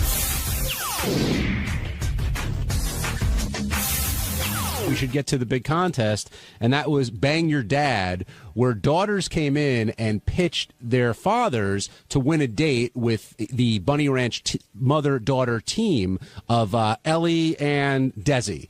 And was it awkward in there? I mean, or well, I wasn't in there. We should get Will down here. I actually missed a lot of it. I was on a phone call for a good deal of it. But, you do look up at your monitor, and you see a dad, one was surrounded by two daughters and one was surrounded by, a daughter. And I heard the girl say, well, my dad had a bad experience with a hooker. That's why I brought him here. And it is a little, different. Benji, you were in there. Was it awkward? Was it exciting? How did you feel? You think Benji felt awkward because there were girls trying to get their fathers laid by whores? Listen, it's not my life, but I really don't think there's anything wrong. It could be actually one day. I don't. I could see your daughter trying to get you a whore. I wouldn't want to have to pay for sex, but I just don't think I don't know. To me, it's not. It's unconventional and it's different, but it's not really that bad. But of course, yeah, it's shocking. Do you think it's a good measure of a daughter's love for their father? It was nice if they can have a healthy way to talk about it with them. Sure, why not? And I'm sorry. Go ahead, Ben. The daughters seem to, they all seem to have very nice relationships with their dads. All right, Will Murray now joining us here on the wrap-up show. Will, was this a tricky contest to pull off? Or maybe there are a bunch of daughters who want their dads to win a dream date with a mother-daughter Bunny Ranch team. No, I mean, we didn't have a whole lot of people to work with, but obviously we had enough to make it work. Actually, one of the couples broke, that they dropped out at the last minute. I guess the wife and the husband made up, so they were out. And then we had one other contestant that was interested, but these were the two great stories just because, the daughter with the hooker saga, and then obviously the one guy is still married, which is such a great story. So and that seemed to freak Howard out. Yeah, Dominic was frustrated by his first Vegas experience, I guess. That's the one contestant. He came real close to winning this one, but he just came up a vote short. And then Matt, who is still married, his daughters put him up for it. He said he spoke with his wife once, and she gave him the go-ahead, and that's pretty much how he was going to proceed. Yeah, it's one of those things that I was actually really surprised that Matt was here, at the beginning of the contest, because you just hear this on paper, and it just doesn't almost compute. You're like, what are you talking about? So I didn't understand. He's married. He's still married. And he said his wife said it was okay. And why did his daughters want this for him if he's married? Because they said, he works very hard and he hasn't had a very good marriage. They didn't say it was a bad marriage. They just said it's kind of a stale marriage and he needed some spice. Because I wonder how they'd feel if their daughters were getting, their husband's a girl because maybe, they wanted to make this marriage be a little better. It is. Listen, it's. I don't judge, but it's wacky behavior. And if you missed it, here's a clip of Matt winning the big contest.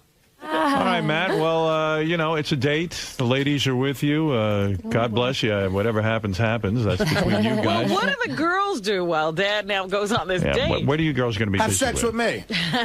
What are you girls going to be busy doing? I don't know. We're going to go out and look for our own dates. I see. Square. And Matt, by the way, let me say something. There's no shame in you going off with the ladies, and even if it's just making out and some sexual talk, you can just do that. I mean, you don't have to. Dirty books together. You're such a. I'm just putting the thought out there. You can do what goes on. It's a date. It's He's so conservative. Howard is evolved. I'm evolved. You are. Thank you. I haven't though. So listen. I offered my boob and he wouldn't touch. Now, I pulled that clip for a couple reasons, but one, I've never heard Robin called Howard a fuddy-duddy before.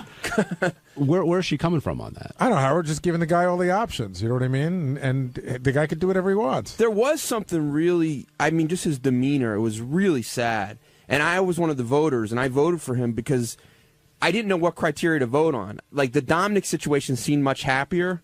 Like, he just seemed like he was divorced, and his daughter was kind of shy about it, but she wanted her dad to get laid. And this one just seemed darker, but there was something so sad about him. Gary, you voted, right? No, I didn't. I didn't vote at all. Who would you have voted for? I didn't. You know what? I said I was on a phone. I didn't hear enough of it to really be able to get the full gist of it. Yeah, I just, I don't know. Did you disagree with the outcome? I probably would have voted for Dominic. But it was like a 51-49 split. They both had pretty good stories, I thought. What about you, Will? I would have voted for Matt. I thought that's the more compelling story. It'll be funny, especially if we can get the mom on the air tomorrow when we talk about the date. That'd be great. And it might be going on right now. Exactly. Right. By the way, a funny sort of backstage thing that was going on. Ron Jeremy, the porn star, he's been here so many times and he never gets in the door. You know what I mean? And it's become almost like a running joke, and it's gotten to the point where Ron doesn't even ask anymore. So he was with Dennis from the Bunny Ranch, but I walked by the green room. Ron was sleeping and snoring so fucking loud. It was the funniest thing to see Ron Jeremy passed out in our green room. Let's talk about Desi and Ellie. Ellie's the mom and Desi's the daughter, or do I have that backwards? Backwards. Desi was the mother. Ellie's the daughter. And Ellie seemed to have a lot of fans in the studio today. Who, Ellie? Yeah. The daughter? Yeah, she's pretty hot, especially for, Bunny Ranch girls sometimes get a bum rap, but the last few that have come in here have been pretty attractive. That Brooke Taylor was really hot, I thought, and the Virgin girls were hot, too. Which was the one that was doing this? That was the mom. Oh, okay. That was Desi. And what do you think of their relationship between the two of them? It's so bizarre. Even doing the pre-interview, and Desi was telling me how she scolds Ellie for not cleaning up their Bunny Ranch room, and then Ellie tells me, well, I have a lot of rough sex in there and things get scattered. What am I supposed to do? It's just, the whole thing is weird. I like the part where they talk about they are a mother-daughter team, but they don't do things together. There's a line, and they won't look at each other. They could have sex in the same room, but they won't look at each other or make eye contact. Right, and they go even further than that, saying well, if we saw each other, that would be disgusting. That'd be wrong. That's the hard line they draw. Yeah, it's interesting to see where they're drawing lines because there are a few other things that, I don't know, may cross other people's minds. Right. Lines, excuse me. But when you put together a contest like this, people are going to be somewhat freaked because you got, the daughters pitching the dads and what the prize is. But ultimately, that's what makes it compelling to listen to, I would imagine. Yeah, they're interesting people. It's not your average person who wants to get their dad laid. Ask Napkin Ed, you're on the wrap-up show. Yeah, those fucking bitches made me sick today that you had in there on the fucking show with that fucking laugh and that's fucking phony ass shit. And I wouldn't mind fucking cutting their throats and putting them in the ghost. Ed, calm down. No, they made me fucking sick. Ed, you got to chill out. I'm fucking mad. What? All right. He's angry. Hey, it's Sal, and on Wednesday's wrap-up show, the brilliant Bob Levy came on to talk about his problems and the fact that he can't spell, that he can't comprehend anything, and then they asked him who's smarter, himself or me, and that fucking moron had the balls to say he's smarter than me. He can't even say shrimp properly. He can't even spell. He's an idiot from New Jersey. He lives in a fucking trailer. Fuck you, Bob. Steve, when you came in, you were skeptical of the way Bob pronounces things and the way he spells things. I mean, Bob, some people think, how could you not be able to say this? How can you not be able to spell this? Because I don't know these words. Like, once I can get to know the word, It's I can learn it, and that's how I go. I don't use these words like that. Doug came up with that stupid word, and he spit on me when he was saying it. What was that? What was that word again? Oh, what was that? Oh, my God. It was like tittle-thwaddle or thwaddle something or other. I mean, it's words that you don't use. Yeah, tiddly. What the fuck is that? When am I going to use that?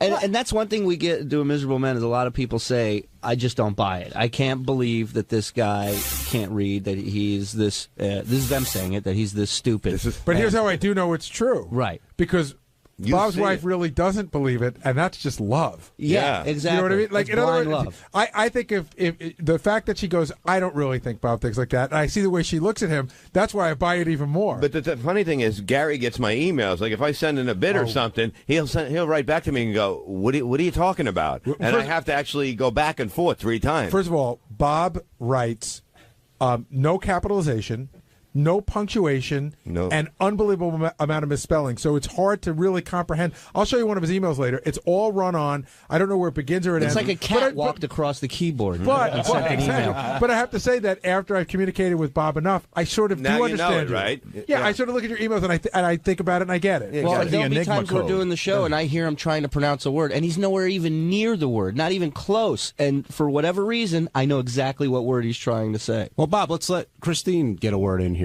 Christine, I mean, what about what Gary just said? Do you love him so much that you can look past that, or do you think? Well, I look past it because it doesn't affect our daily life. I mean, I think I'm pretty intelligent. I have good grammar. I know how to use punctuation. So it doesn't. There's anything that needs to be done. I handle all the business stuff and anything that needs to be written down. But he does ask me. Isn't it true read. Like, Christine, what's a word that he asks? Like, you're sitting at home and he goes, Christine, how do you spell? And you go, oh, my God. Yeah, he'll be on the computer. The other day it was through. And I said, well, do you mean through as in I threw a ball, or I need to go through, the toll booth or whatever? And he goes, I don't know, just tell me through.